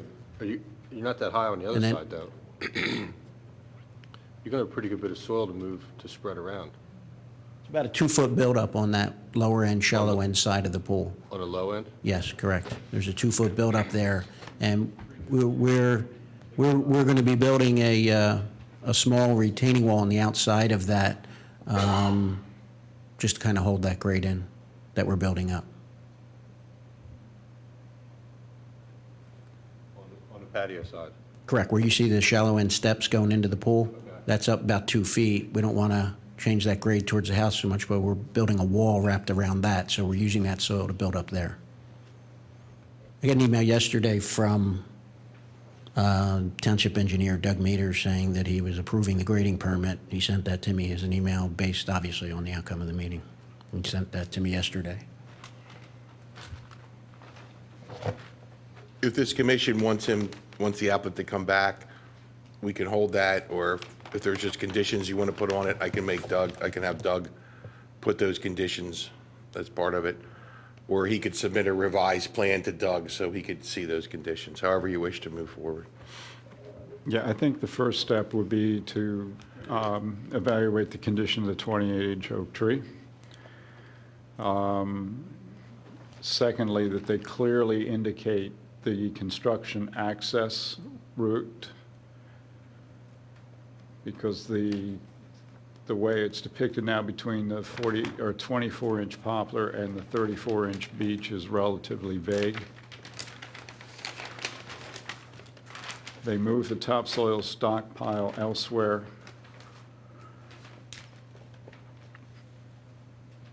And they slide the pool as close to that boulder wall, the first boulder wall elbow as they can. That would be my recommendations. So then what we'll do is have the applicant submit a revised plan to engineering. They won't have to come back to the Shade Tree Commission with those items on there. Yep. Thank you. Thank you. Okay. Thanks.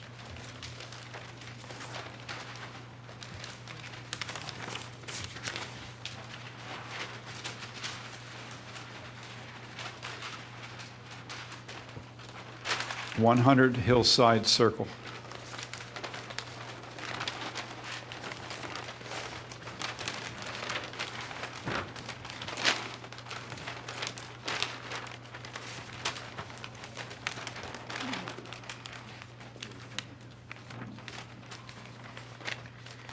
Good evening, T.R. Moser, the builder representing the developer, and Adam Brower of E.B. Walsh. Good evening. I guess I'm not sure, I got two lots that we're going to discuss tonight. Which, this is the first one? Okay. Lot 2 and 3? Yes. Yeah, and they're back to back here, so we can just Yes. run through them as one. I mean, we'll keep track of them as two, but we'll do them back to back. Lot 3? Or-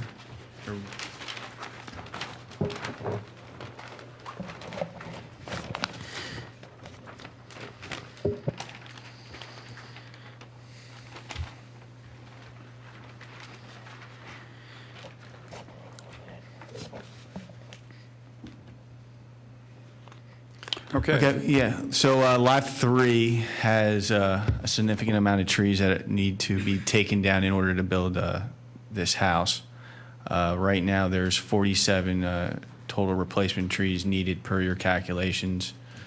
We have not nearly, we don't see how we can put the same amount of replacement trees back.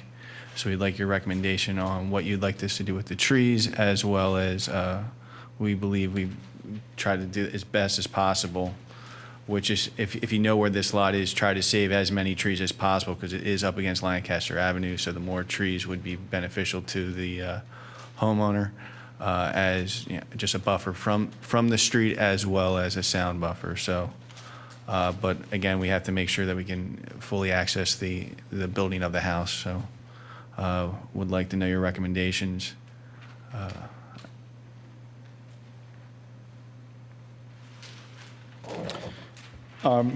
You have one rather large 36-inch tree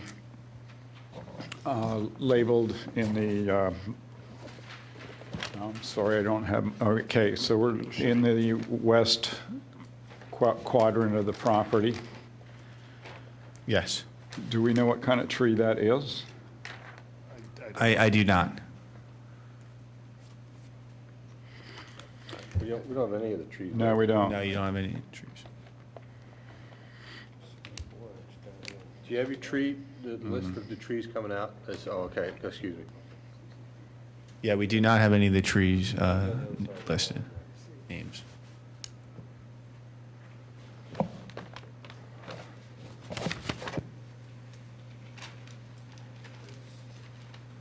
The 54-inch tree to the south, that is on the neighbor's property, right? That's on the 110 side. That's on our other property. Right.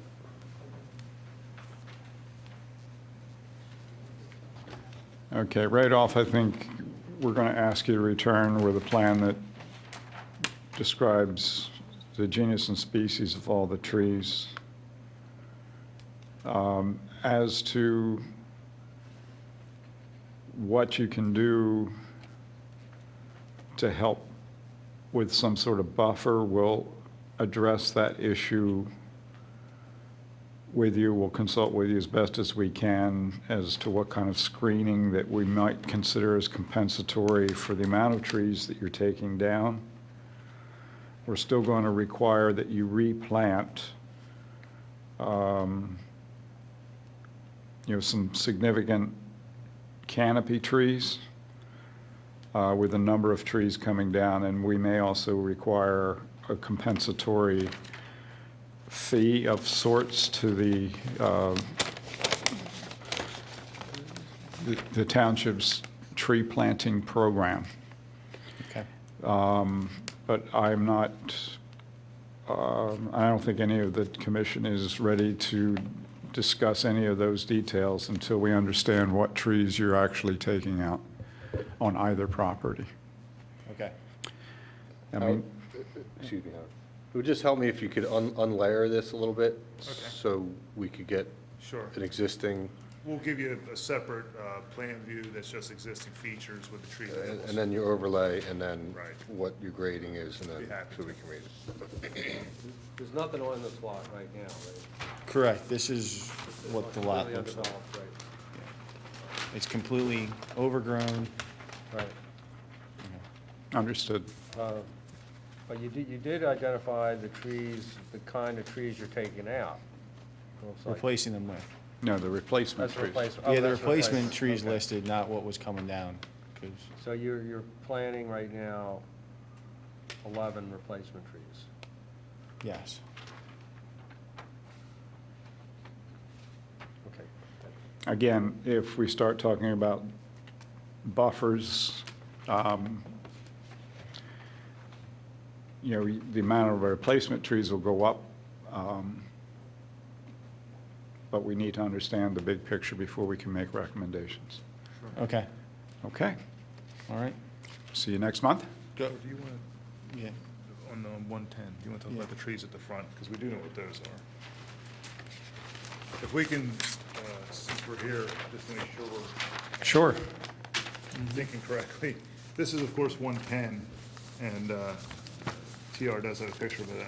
These are, along the front here, are white pines that were planted. They're all, I think we have them pulled out a 6-8 inch diameter. And candidly, they're right along the property line, if not in the right of way. So we were looking to take those down.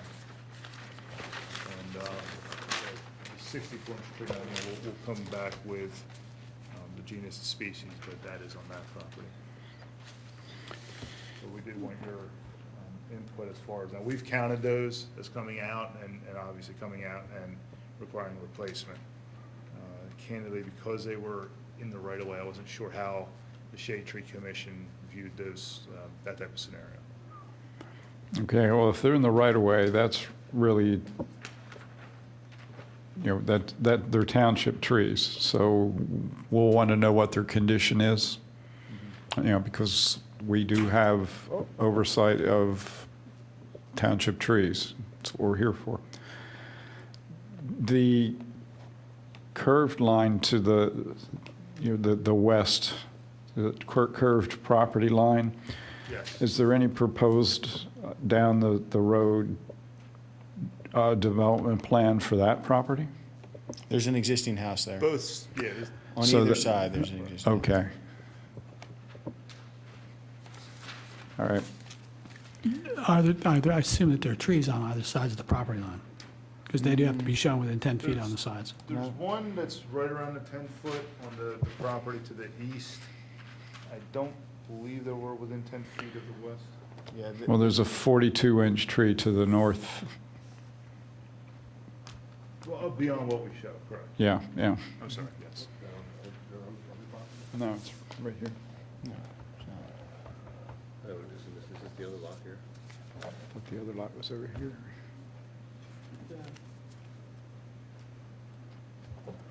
Is your other lot just to the north of this lot? Yes, the other lot. Oh, that no, we just no, I'm looked at's sorry. right here. I'm sorry. 42-inch trees in the other lot. Okay. That's Yeah. correct. Just a note on this, we can't make much out of this right now, but the stormwater management, Yes. right on top of these big trees, you got a 34 and a 64, the spillers going out between them. You got to try to do something with that. We could try to shorten that up or flip it so that the outlets at the ponds. Okay. Not only, you know, what type of tree it is, but particularly the larger one, like the 64 and the previous one, what condition they're in Okay. will have a lot to do with the decision-making. think it would help you if you had an arborist go over there to help you out. Do some thorough investigation of what you have and what condition the trees are in. Yeah, So we yeah. have a better judge of what's going on, if something else has to come down. Okay. All right. Yeah, go ahead. The new ordinance requires that we take care of neighbors' rights. So to the east and west, these are houses, there's houses to the east and west here, right? Yep. Okay, so, we need to identify the trees along the property line that could be impacted by this construction, because it's pretty tight in there. And then what we do is we ask you to notify the neighbors that they might be impacted, and, approve whatever you're gonna do there, and let them know the consequences for the trees that, they have on the adjoining property. Okay. So that will keep you from coming back again if you get those identified too, at the same Sure. time, rather than have you come back and forth. I appreciate that. Okay. All right. Okay, thank you. We'll Thank work you. with you. Yep. Thanks.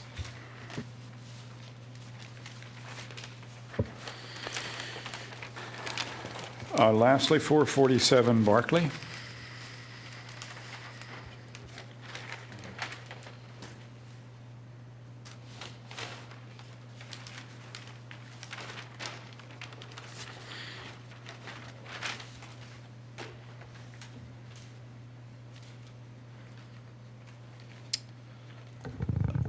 There's an existing split-level home on this property that we are going to demolish and build a new construction.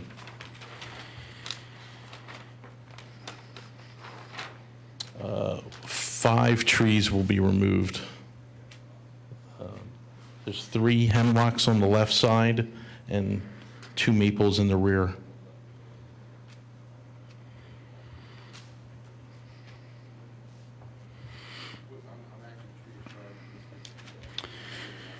Okay, this is very similar to the previous applications. Genus and species are required. I've got your proposed driveway coming in.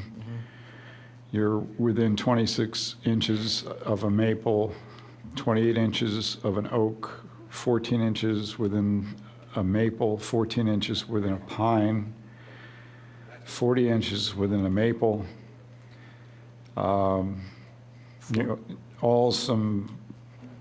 You're 30 inches within a significant grade change, 28 inches within a significant grade change, 18 inches within a topsoil stockpile, as well as a 26-inch maple, 24-inch maple within a grade change. We need to understand what those maples are and what the impact is going to be on those trees.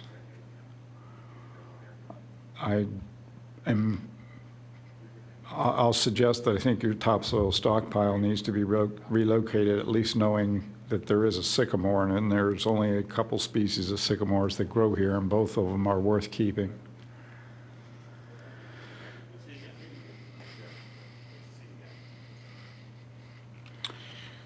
So I would recommend that those issues be taken care of. And I'll turn it over to the commissioners for any other comments. Just as far as existing, you're at the existing driveway cut from the prior house, That's correct. and the driveway, I can kind of see it underneath. It stays about the same direction, and then does it get bigger or it gets smaller? It gets smaller? The driveway gets a little bit smaller. Okay. And then, are we seeing, it seems like there's a curbing or something along that west side, like it's just a defined double line? That's correct. Would that be on a footer curbing, or what kind of curbing would that be? We haven't determined. It would probably be cobblestone block curbing. Would that be like on a poured footer, or? Yes, yes, So you'd be digging deeper than what the existing driveway is now? yes. Okay. And that's to catch the water to go into that inlet right there. I got you.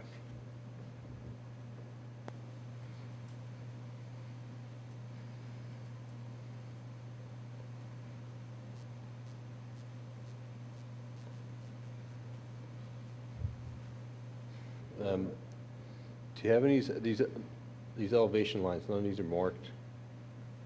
Are they? It's pretty flat. The property's pretty flat. Yeah, right down the center, 370. Oh, sorry. Okay. I got you.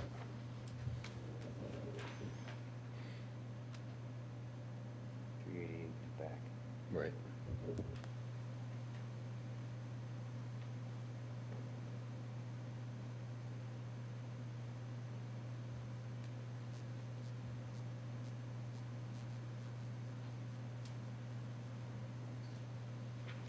And I'm pretty sure the 40-inch maple, I'm 90% sure that's a silver maple.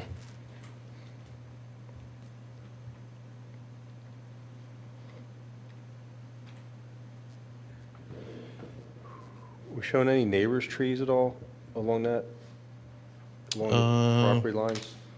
In general notes, he says all trees within the property line have been located. How about outside of your neighbor, 10 foot outside?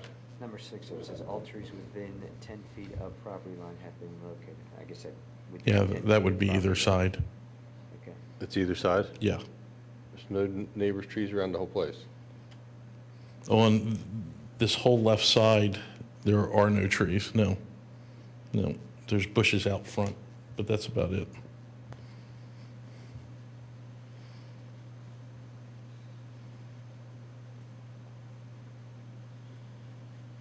The existing house and the house proposed are pretty much in the same spot.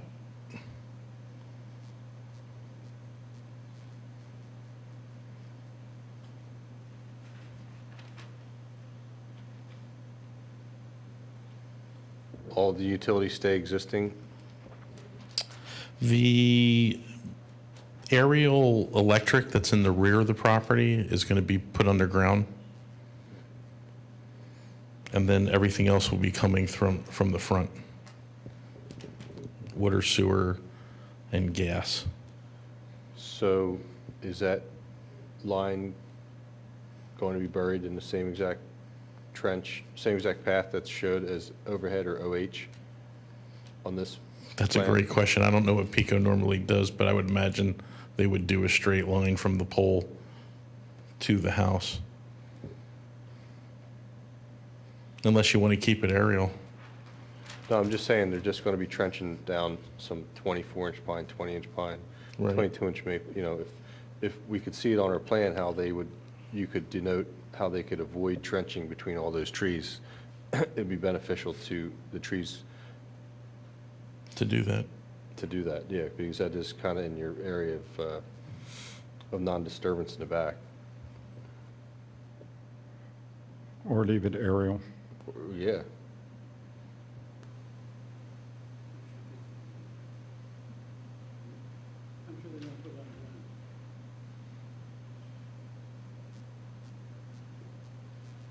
The current house is fed underground electrical, right? The current house has aerial electric now. Oh, it does? It does, yeah. To the rear of the house? Yeah, it comes from the left rear to the left side of the house right now. Okay. Yeah.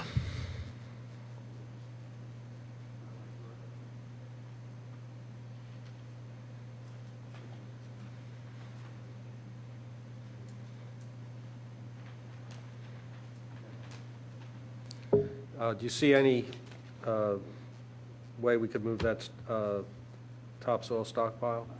Sure. Where would you like me to put it? Well,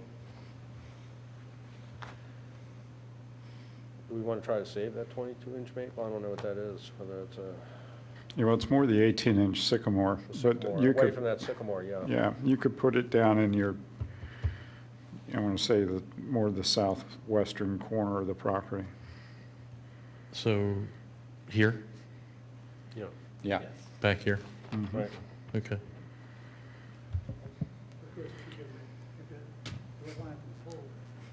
Direct line from the pole, the electrical pole to the house is going to go right through that. No, it's going to be on this side.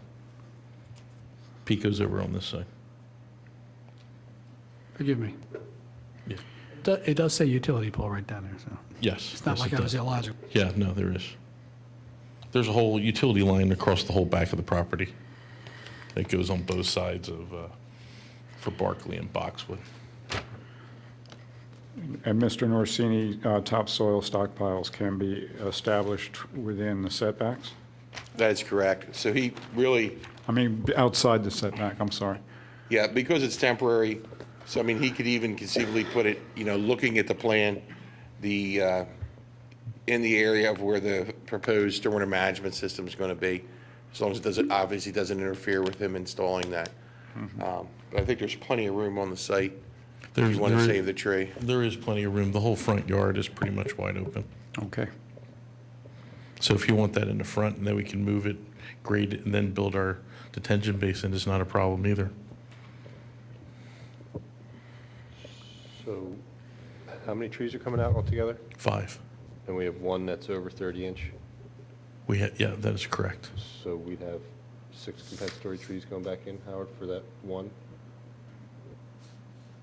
Mhm. You'd have 6 trees going back in? Yes. Okay. Yes. Depending on the impact that you're having on the other trees that I just discussed as one comes up close to the proximity of the new driveway construction. There's going to be impact on those trees, and they may have to come down as well. Which ones particular?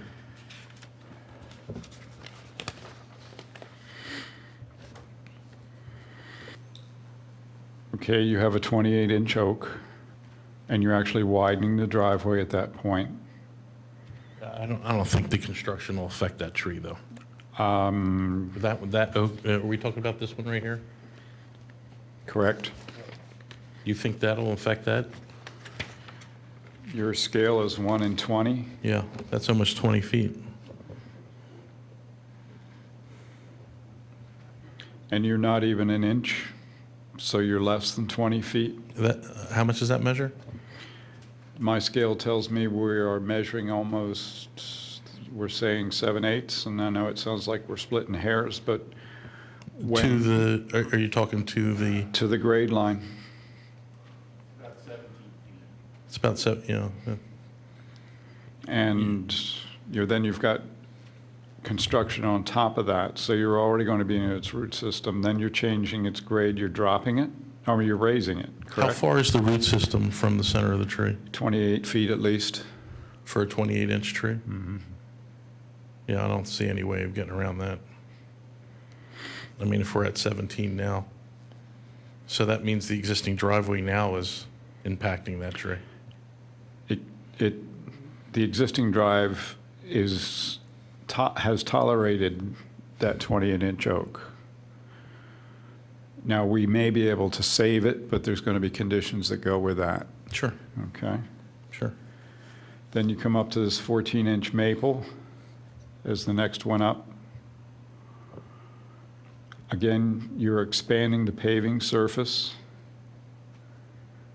and you're very closely within that maple. The same with the 14-inch pine, same with the 40-inch maple, which you're saying might be a silver maple.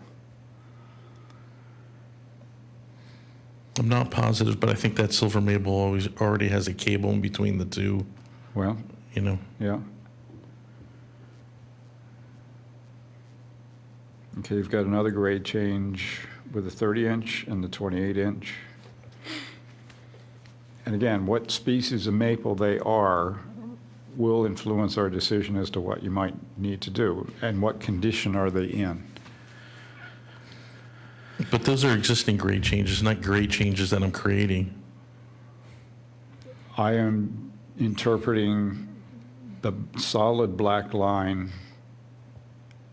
as a grade change. Am I incorrect? Near the driveway here? Yeah, the existing grade changes are light dashed lines? Yes. Okay.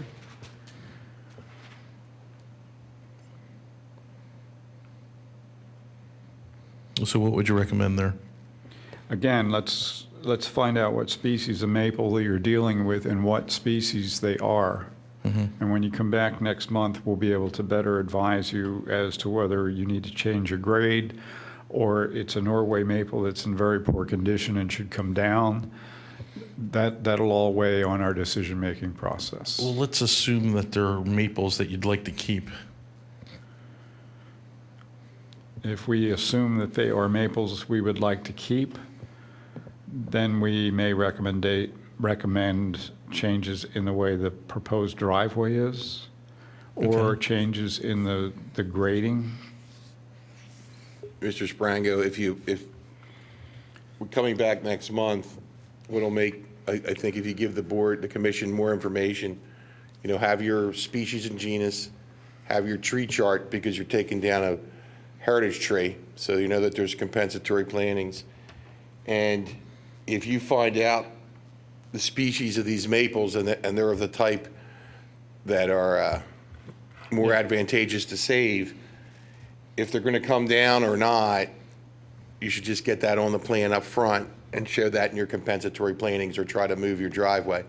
I'm just trying to help along your next visit to the Shade Tree Commission. Well, I know, but how am I going to know that until the next Shade Tree Commission? Well, your arborist can tell you, or an arborist can tell you the species of the tree and the condition of the tree. So let's go on the assumption that they're in bad shape, and you'll show the X through them, you'll show the compensatory plantings, and then you can move along. If they're in good shape and you wish to keep them, you know that you may have some grading issues, or you might have to try to do something to save them, or even show compensatory plantings in the fact that they could be damaged. I have a feeling that's what we're going to be doing. I mean, this house is already sold, so, I'm assuming these trees are going to stay, because the homeowner would like the trees to stay. So I would like to be able to give you a design next time, assuming they are staying. So that's why I'd like to get your input for the driveway now. So that'll alleviate us coming back a third time. Well, then you need to show us in good faith how you intend to preserve the roots of the 28-inch oak tree through fertilization and root cutting, 26-inch maple, start off, okay? The 28-inch oak, with your arborist, have pictures of these trees, what you plan to do, fertilize, root prune, what the condition of them are. The 14 and 14, a 14 maple and a 14-inch pine, you're going to be so heavily in the root system there that you might want to just tell your client right now that they're probably just going to have to come down, because they're going to be too destroyed to deal with. You go down to your 40-inch maple, talk to your arborist, say it's a 100% tree, you got some problems there. You're going to be impacting it very much with your curbing, number one, from your driveway resurfacing and regrading there, and then you got to show that grade line away from the drip line of that tree. So That's going to be difficult to do. So- I mean, that tree is really important to the homeowner. So you have to address it accordingly then. So I know, but I don't know how to do that. I mean, how do I adjust? I can't really move the house much. Well, again, we're not going to sit here and solve all your problems tonight. I'm sorry, I'm not trying to sound, uncaring, but, there may be issues here that we don't have enough information about. Well, And we may the have only to- question I have is, let's assume that we're going to keep the 40-inch maple. What would you like me to do with the driveway? You may have to redesign it. I mean, it's got a pretty substantial turnaround there. Perhaps there's a way to redesign that turnaround. Maybe they don't need it. Maybe that grade change that's within the tree's root system can go away altogether or be modified. I think the best advice would be to talk to a competent certified arborist that could bring to the table some suggestions for you as to how you can save the tree. As we see it right now, you're going to have some difficulty in that respect. So if you bring back to us some good suggestions about how you can alter your plan, that's going to help us make a decision how to get you through. And talk to your client about what they have to reflect the plan in consideration of trying to save the tree. So can they give and take, put a well around that tree, push the driveway out a little bit, change your grade line? Something has to give a little bit.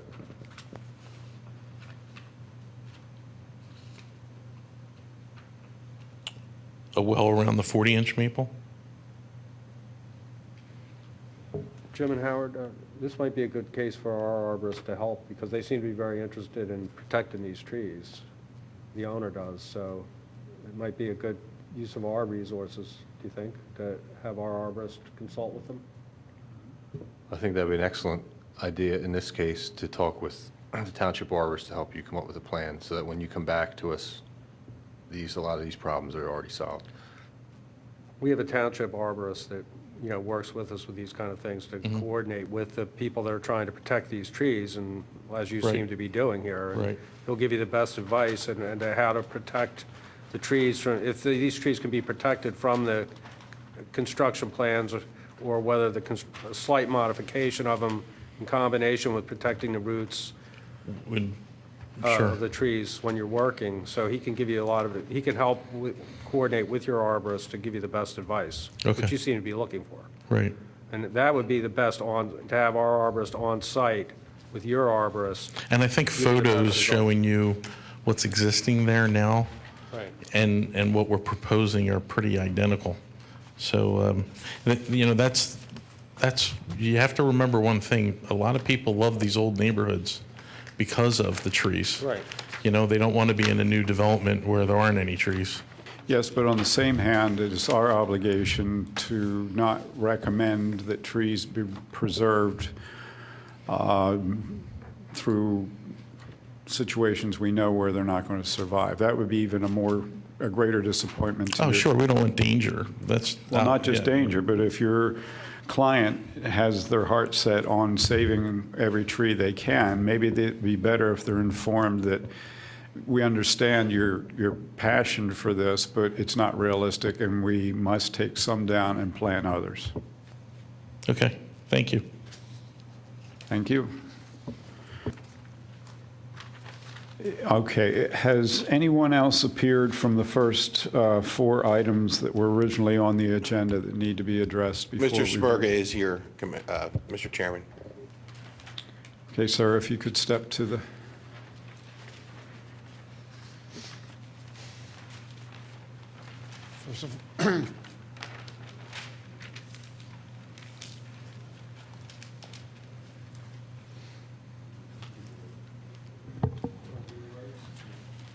First of all, I want to thank you for accommodating me. I had a previous engagement that I had to go to, and so I'm here late, but I'm here. Okay, so we're talking about 637 Eagle Road. It was a shed and patio extension and a regrade to the rear yard. So Correct. if you could refresh our memory on what changes you've made since the last time you were here. Okay, at your suggestion, what I've done is, you've asked for the canopies to be shown of the trees that are remaining, and an identification of the trees, and also the identification of that one fir tree in the back, which is the common conifer, or conifer. Which, conifer. What we plan to do is, right now, as you can see, the backyard is sloped. The people who live there have 2 children that have no place to play, so they're trying to flatten out a small area so the children have a play area, so they can put a swing set and so other type of stuff.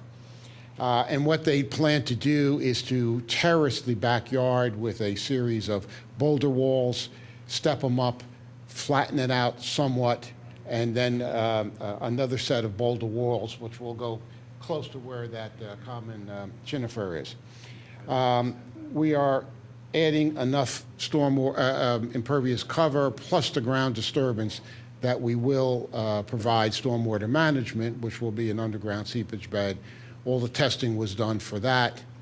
And last month, you suggested that there were 5 trees that should be coming down. I've identified those now and listed them. We're taking down 5 trees, two 20-inch trees, a 6-inch tree, 2 6-inch trees, and a 10-inch tree, which would require us to replace 8 new trees.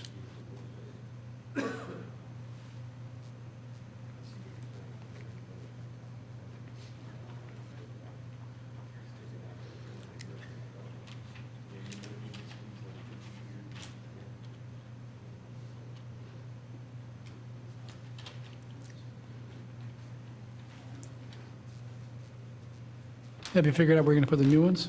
Excuse me? Have you figured out where you're going to put the new trees? That's my dilemma. I would like to work with your arborist. I know I'm obligated to put 8 trees in. I do have a list of acceptable trees that Radnor uses, which is quite extensive.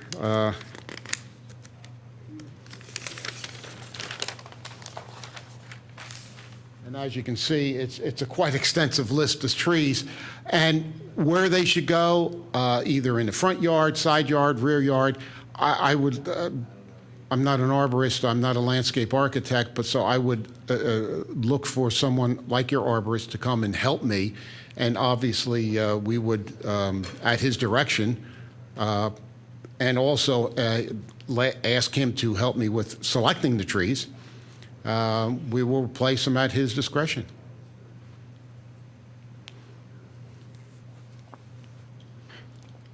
Are you working with a landscape contractor? There is a landscape architect, but no, there's no contractor who's been hired yet. Most likely, the landscape architect themselves can provide you with that advice. Okay. They should be schooled well enough to understand that issue. Okay. I would like to reserve, we will stipulate that the 8 trees will be installed. We will stipulate that 8 trees I would supply a list of those trees. I can't supply that right now until someone better than a simple civil engineer can give you those type of stuff. And then where they should go, I can give you that list later. But we will certify that we will replace those 5 trees with 8. The macadam you're removing, what is there, what kind of landscape are you going to put there, do you know? Actually, except for the 8 trees, there is no further landscaping, except for flowers and shrubbery and seagrass and stuff like that, which would be installed intermingled with the boulders. But you see what I'm talking about, you were going to remove macadam to the, let's see, north to the, looks like to the east. Right now, what they want to do is, in the front, there's a macadam driveway. We want to remove portions of that and make a planting bed, which again, will have shrubberies and other plantings in it. And then they want to expand the front door access and make it a little bit more attractive. So those areas will become planters, but it will be shrubbery and flowering shrubs.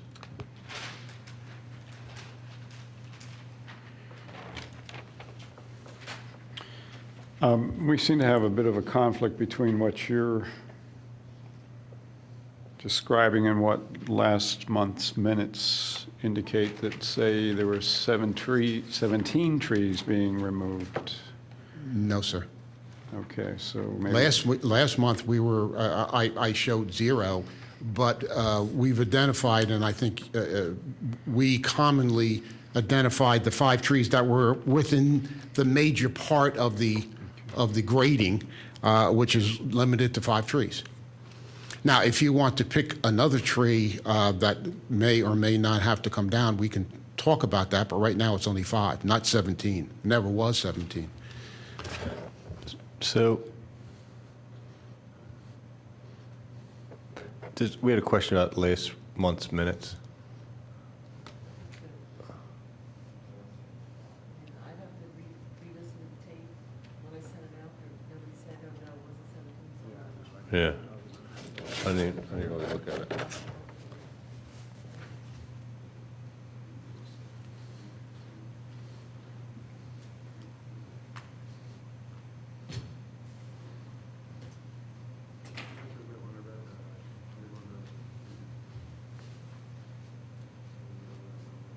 It never was 17, sir. Yeah, honestly, I don't recall. Last month, it showed 0, and then we had a collective discussion, and we picked, and I X'd them out as we were talking, and it came up with these 5. There was some discussion about a 36-inch tree, which inadvertently was placed on the plan and was never there. So we talked about that.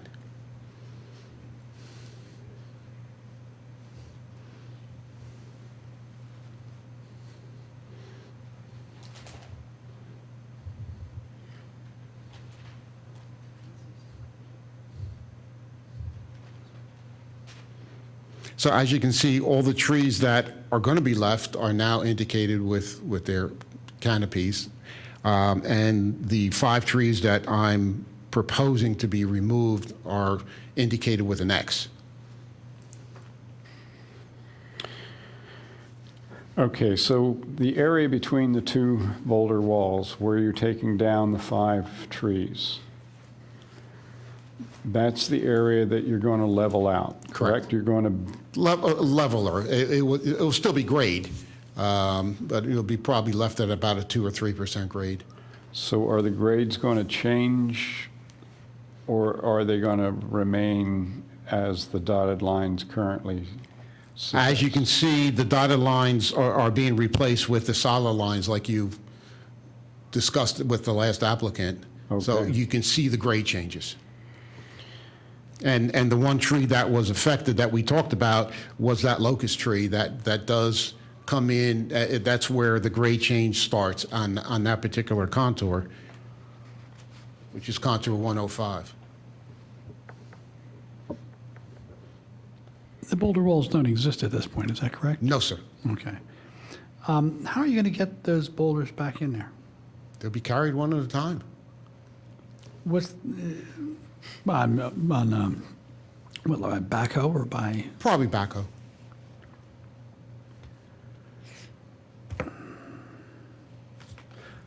I would assume off the macadam driveway on the. Everything else is existing and will stay as except for that one area which I'm identifying to be removed, which is. I guess my concern is okay, put your pencil on the paper of the driveway, your pointer. Okay, down there, down to the bottom on the right is where the backhoe and whatever is going to be going. Is that correct? Backhoe's going to have to go. We'll take that one wall down for temporarily and then rebuild it so we can get. Okay, so show me the route where the backhoe is going to go. Okay, it's going to go right between those. They're going to be the existing canopy trees, are they not? Is that backhoe going to interfere with the root systems of those existing canopy trees? Is my real question. There is, as you can see, there is an existing wall right there for this particular 6-inch cut leaf maple, and that tree has been elevated, and the same with this 6-inch cut leaf maple. There is a slight wall around it, and we're going to add to that wall with boulders. But that is more or less there and is raised up. So that's the access right now that will have to be done.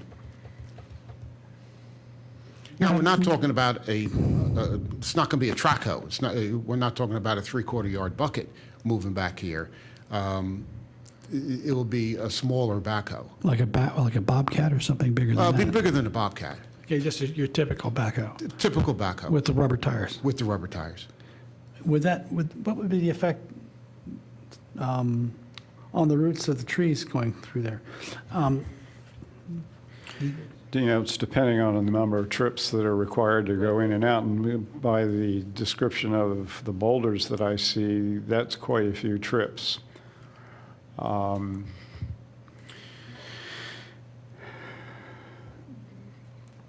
At an absolute minimum, I would recommend there would be some sort of what I call a false driveway. They're usually plastic grid systems that are laid down. I've used them before for pool installations. That take the shock of a vehicle like that running over a root system.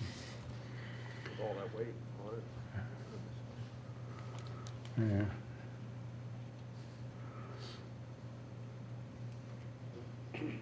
The only tree I see in that lawn is that 6-inch red maple, right? The way you come in there? Jim? Yeah, Yeah, well, you're going to come in, That way. Just the 6-inch red maple, right, is the main. Yeah, that would be the, not the only tree, but that's the tree that would come in closest proximity to a backhoe. Maybe the 12-inch oak.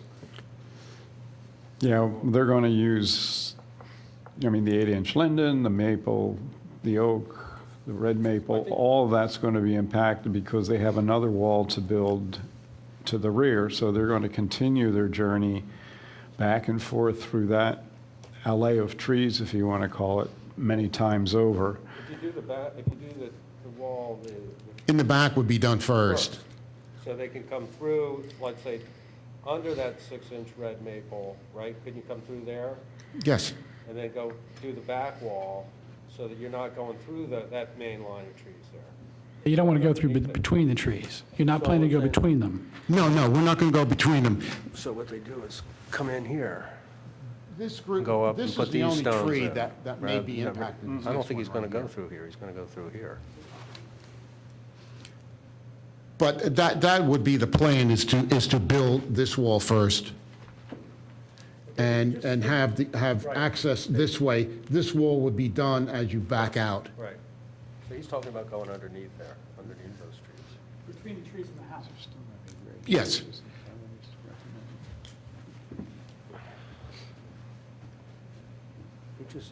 That's the avenue Yeah, that I we'd saw be it. talking about. Yeah, He's gonna come through here, do this wall first. right. What about coming through here? Well, would that have? I don't think it'll hurt anything. Comes through here. Okay. Am I seeing a grade change coming off that increased patio? And then you've got a series of 4 steps next to the 6-inch? The patio area is fairly flat. There's not going to be any grade change down there. And then there will be a small, as you can see, a little section of stair, not stair, but sidewalk that will extend towards the back, probably stepping stones. Right, but there's a dotted line, and then there's a solid line. That right there. Correct. Yeah, that is a slight grade change, basically to try to make sure water gets around the house, not aimed at the house. As you can see, it's a very, very, these are 1-foot contours, so you're not talking about a Okay, well, that's huge grade helpful, change. because I couldn't pick up what your contour scale was. Oh, here it is. No, they're 2-foot contours. Contours, I'm sorry. But still, as you can see, you're only moving that contour 6, 7, 8 feet. So you're not really changing grade. You're changing it by 6 inches. And you're making a swale, really. It's not a huge grade change. And the back of the property is the highest part. Yes. Not the lowest. Yeah, part. it slopes back to front. Okay. And the solid lines are the new gradations, where the dotted lines are the existing ones. Correct. Now, it was suggested a few minutes ago that you go around the other side of the house and go over the, It's impossible. why so? Well, as you can see, there's a 6-foot, 8-foot wall between the front yard and the backyard.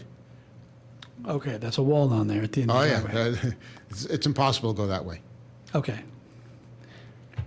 And what is a matter of my interest, suppose this is approved and the idea is that you're going to go over the increased patio and then turn right immediately, follow the route around the house and stay between the house and the trees to go over and lift the boulders.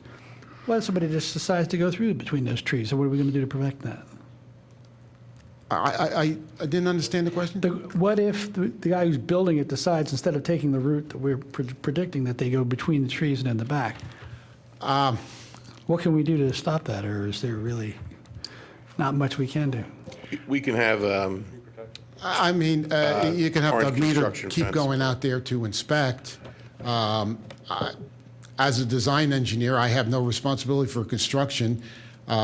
We can advise the contractors, we can advise the owners that, you will keep trucks and construction vehicles out from behind, in between those trees, but Could you put tree protection in there? You could put tree protection in there, yeah.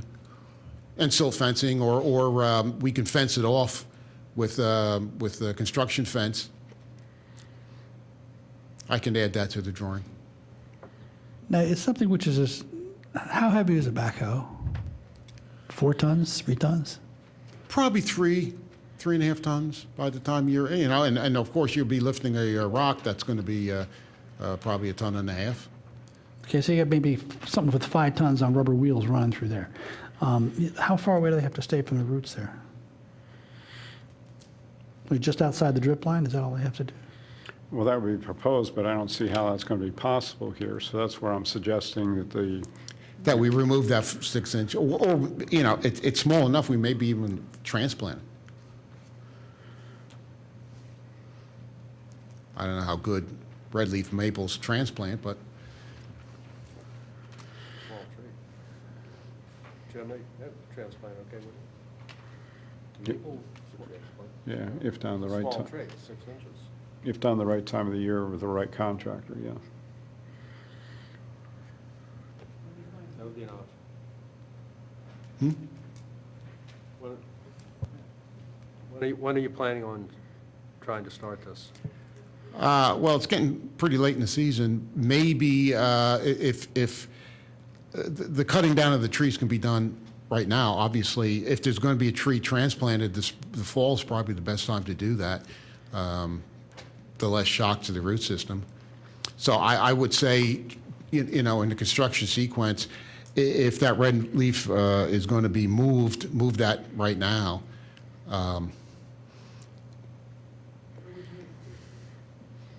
Where would you move it to? That's fine. I mean, you're not sure yet. Somewhere else.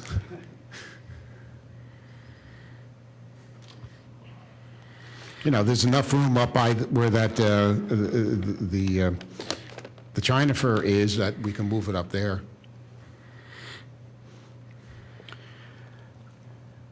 Okay, I think we'd all feel better if you could transplant that red maple. And Jim, I guess the best time to do that's more like October, is that right? I wouldn't do it past Thanksgiving. Yeah, I agree, yeah. Okay. And then tree protection fence that clearly defines the path from the patio down to where you're anticipating to build the walls. Yes. And the upper wall first, and then the one closest to the house second. Correct. And then the last, they'll work their way out of the backyard, and the last thing that would be done would be the patio work. Okay, adequate tree protection fence around that whole area, including where you're building the upper wall? All right, I have some tree protection around the conifer, or the China fir. Right. But you want it around these trees as well? Yep. Okay. And obviously around in there. Yeah, around there, and then that whole group of trees back there, or up there, should be all one tree protection fence, not separate circles for each and every tree. Okay. If you get my gist. All right, so we can, something like that. Correct. Just, okay.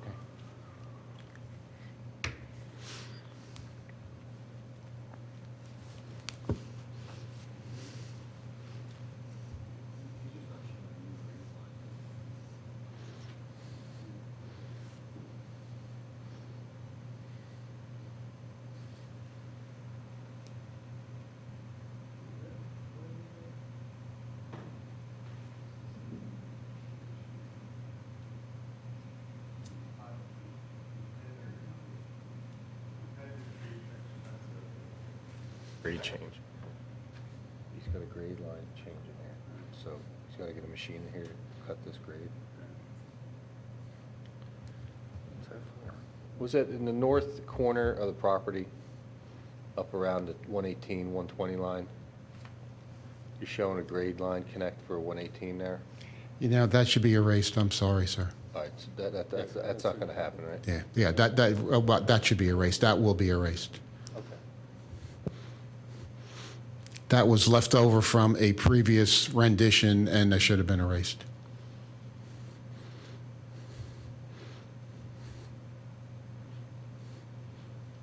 The only other option you consider that would lessen traffic around the house would be to place the boulders above the wall.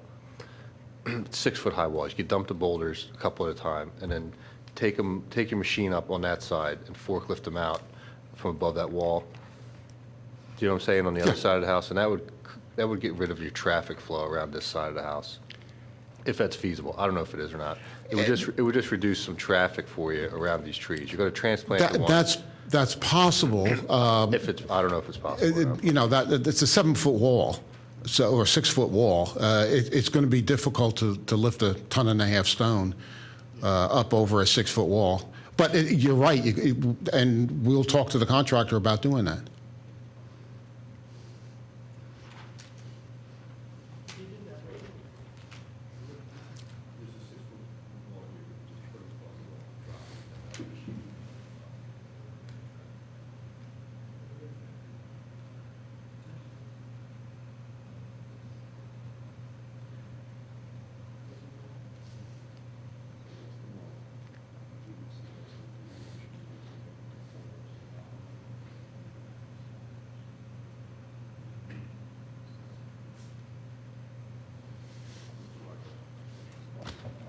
You can see where the contour is 96 at the bottom of the wall, and it's 102.5 at the top of the wall, so it's a 6.5-foot wall.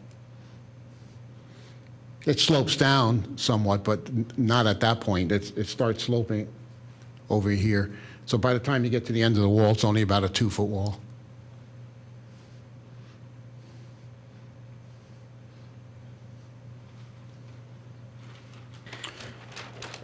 Okay.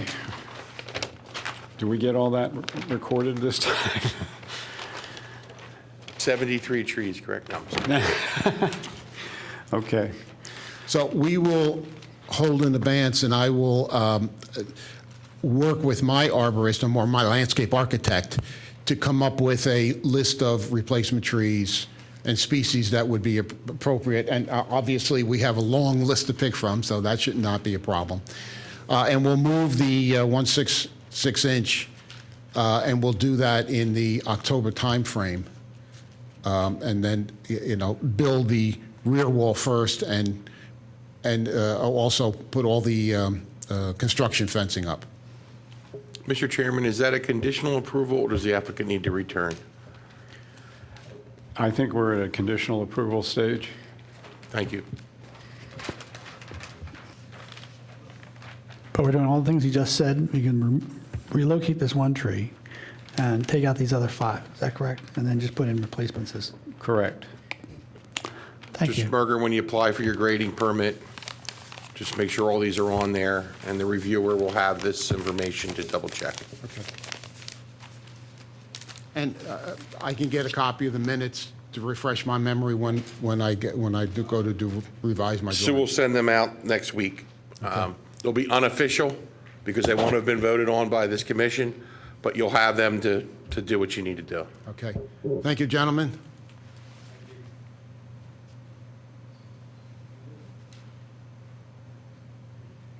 I'm going to recuse myself from the hazardous tree report, since there could be a potential conflict of interest.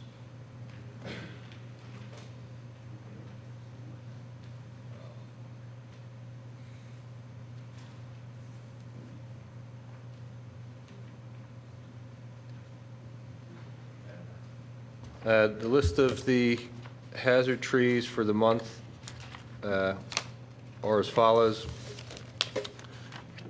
1300 Eagle Road, removed 10 trees, approved by Township Arborist. This is all from our minutes from last week, right, Sue? Okay. The 3 Brookside Circle, approved by Township Arborist, 2 new trees must be planted. Got it. 610 King of Prussia Road, various trees on Cabrini campus, approved by Township Arborist. Right, various trees, I think there was 5 trees altogether. Do we need to list each one here tonight, Steve, or just 5 trees? No, we have the arborist, our arborist report, and he'll make sure that any compensatory trees are going to be installed. And that has been followed out. Yes, sir. And I believe that's it for our hazard tree reports for tonight. That is correct. There is one major.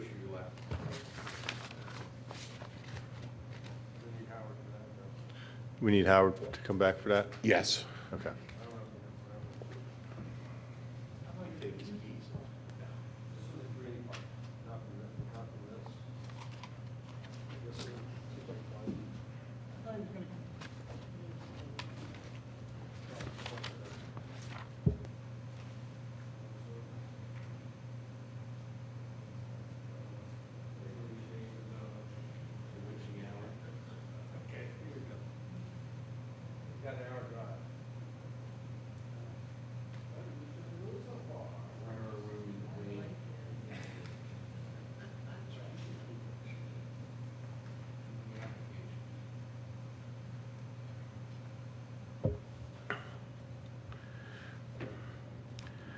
Mr. Chairman and the Shade Tree Commission, this is a carryover from the last meeting where we really didn't have time to address this. And I'd requested that perhaps everybody think about this over the month period.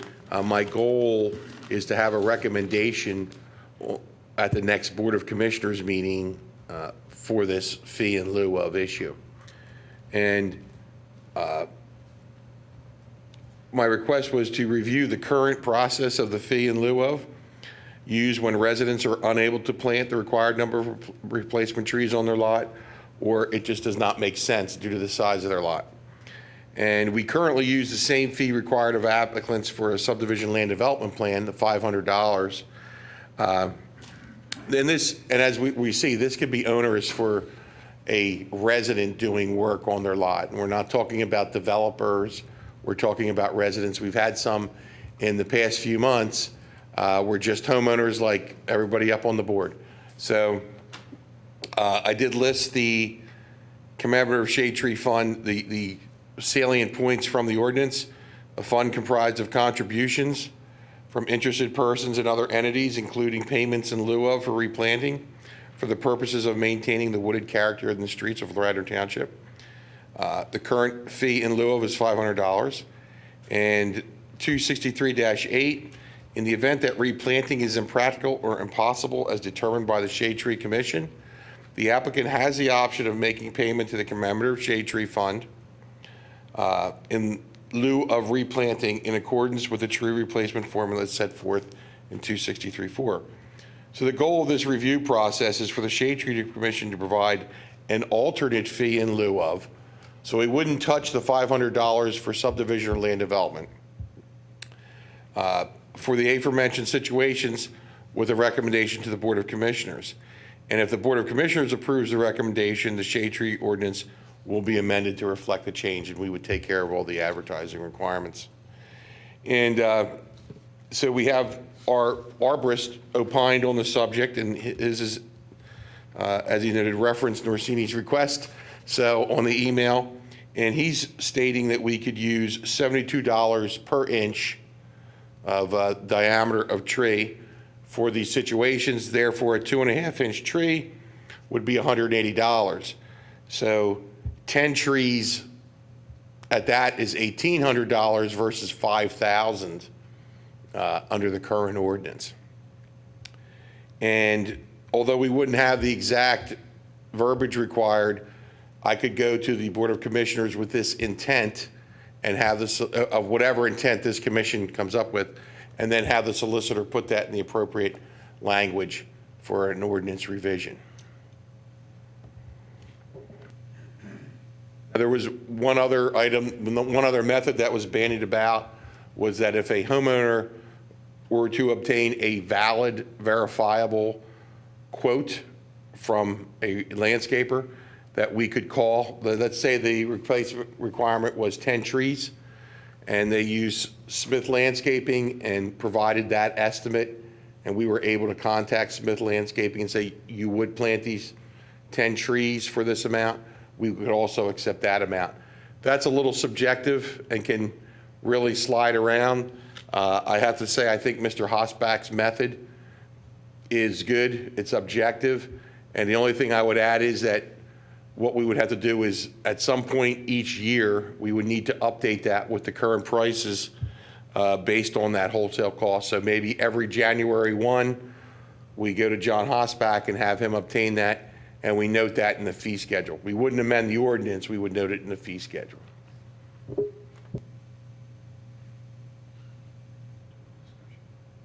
The $72 per inch, does that include installation, or is that per tree? Or it says here it's $72 per inch, what did he say?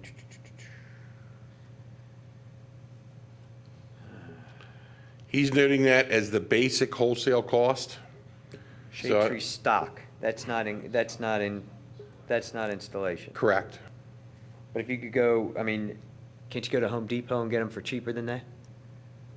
Seriously, I mean. Yeah, I mean, the one thing is, though, we want to price it so that we're going to a reputable nursery, and I'm not saying that Home Depot is not reputable, but you would want to go to a reputable nursery that has good quality stock, and my thought is we can add a percentage onto that for the planting requirement. So a $180 tree, you could use 30% for labor, if you will. So if that would mean that, you know, 2/3 of the price is the tree and 1/3 is labor, and that would make it $234. Or we can use any multiplier you wish to make sure we cover it. The thought would be, as this money goes into the shade tree fund, we're going to be using that to plant trees. So we want to cover ourselves in that regard. And when we do decent-sized projects, we get pretty good rates. And a lot of it's also based on the bidding climate. If the landscape contractors are hungry, we get better prices. If it's the economy's doing better, supply and demand, that changes a little bit. I think that price is high. I think you're motivating people to just cut down trees and hope they don't get caught. That's, you know, and if they get caught, then they go, okay, all right, I pay it. But if they don't get caught, then they're cutting down trees, and then we have no shot of getting anything replaced. Yeah, the only issue that I had with the arborist's view was in my experience, and Jim, perhaps you've experienced the same thing, the cost of the tree is usually 50% of the cost of getting it in the ground. It's not 1/3. So that 72 feet per inch really should be at least twice that.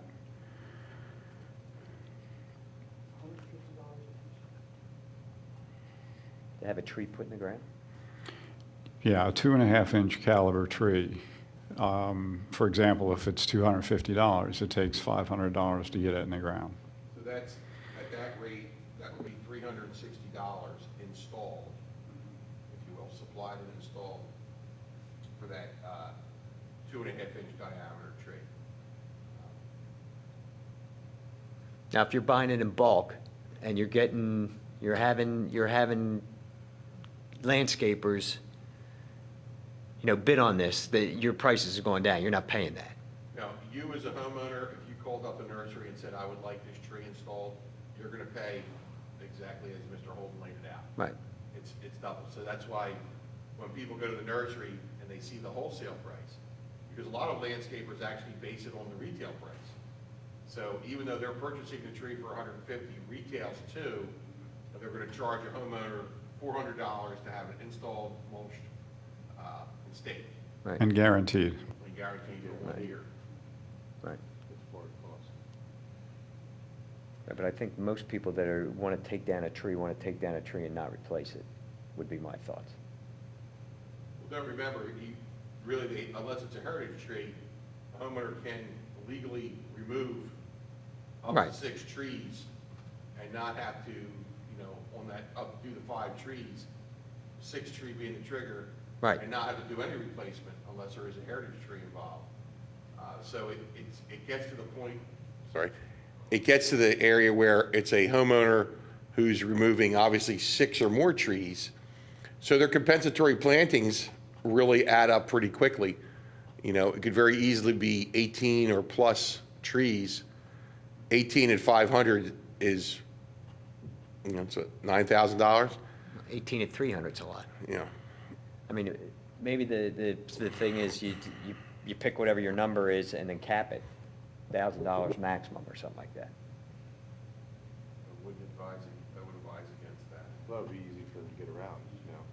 Because that's giving you carte blanche to cut down as Well- many trees as you want if you're only going to pay $1,000. cut as many trees as they want to. We're trying to make limits as far as, so if they do cut down trees, at least we can be compensated for the replanting of something somewhere else. But how many people can take down 50 trees on their property in this township?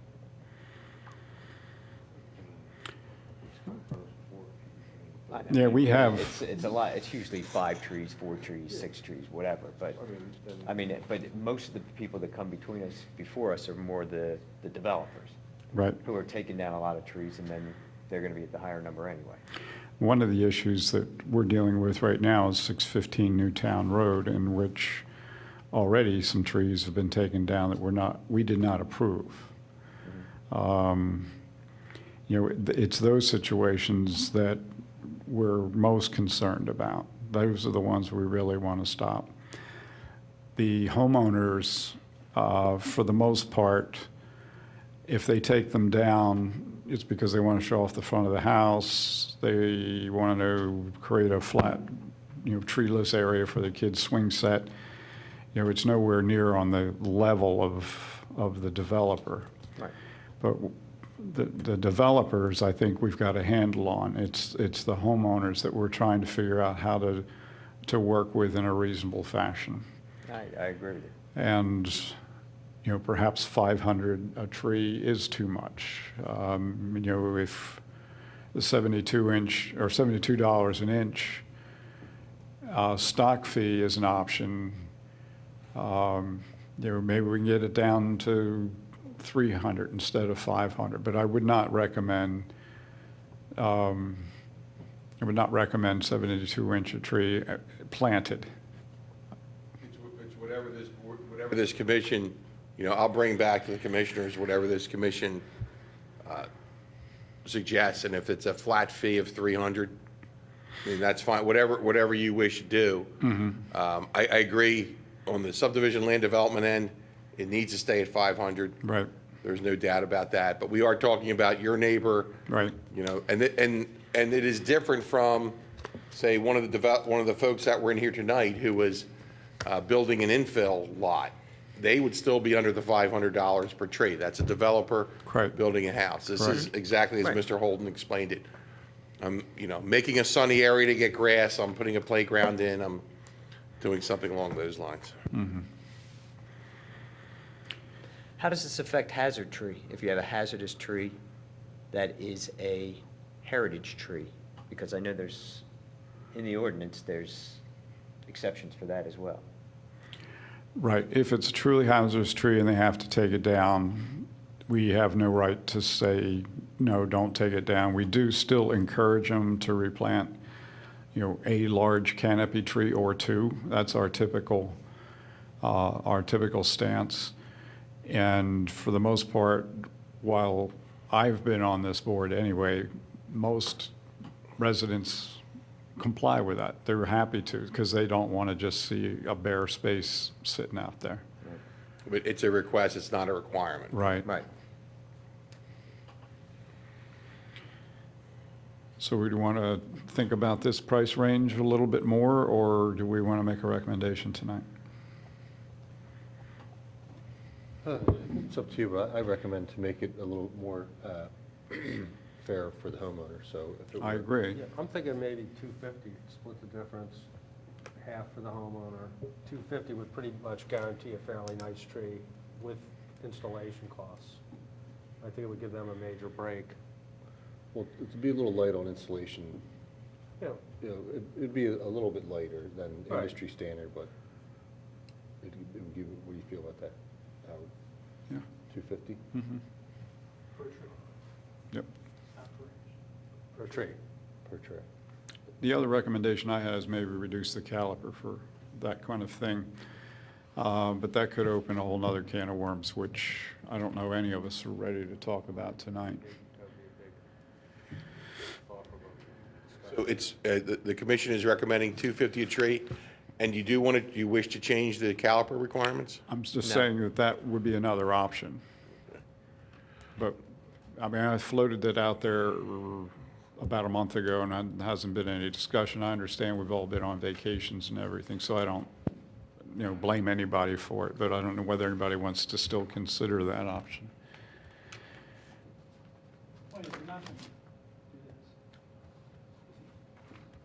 Right. Is that, we're not going to do the dollars per inch thing, right? What would your suggestion be, Howard, for a caliper change, or Jim? What now, it's 2.5 inches? 2.5. Yeah, it's 2.5 across the board, Right. but the 2.5 is the size that, I think industry standard recommends.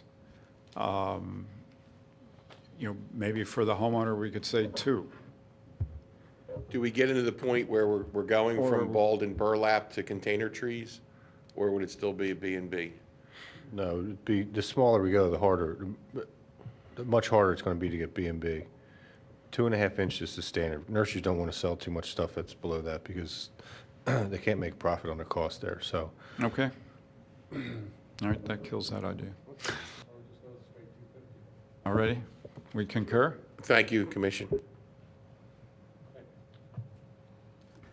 Okay, so concludes the August 2013 Radnor Township Shade Tree Commission meeting. Thank you all for your patience.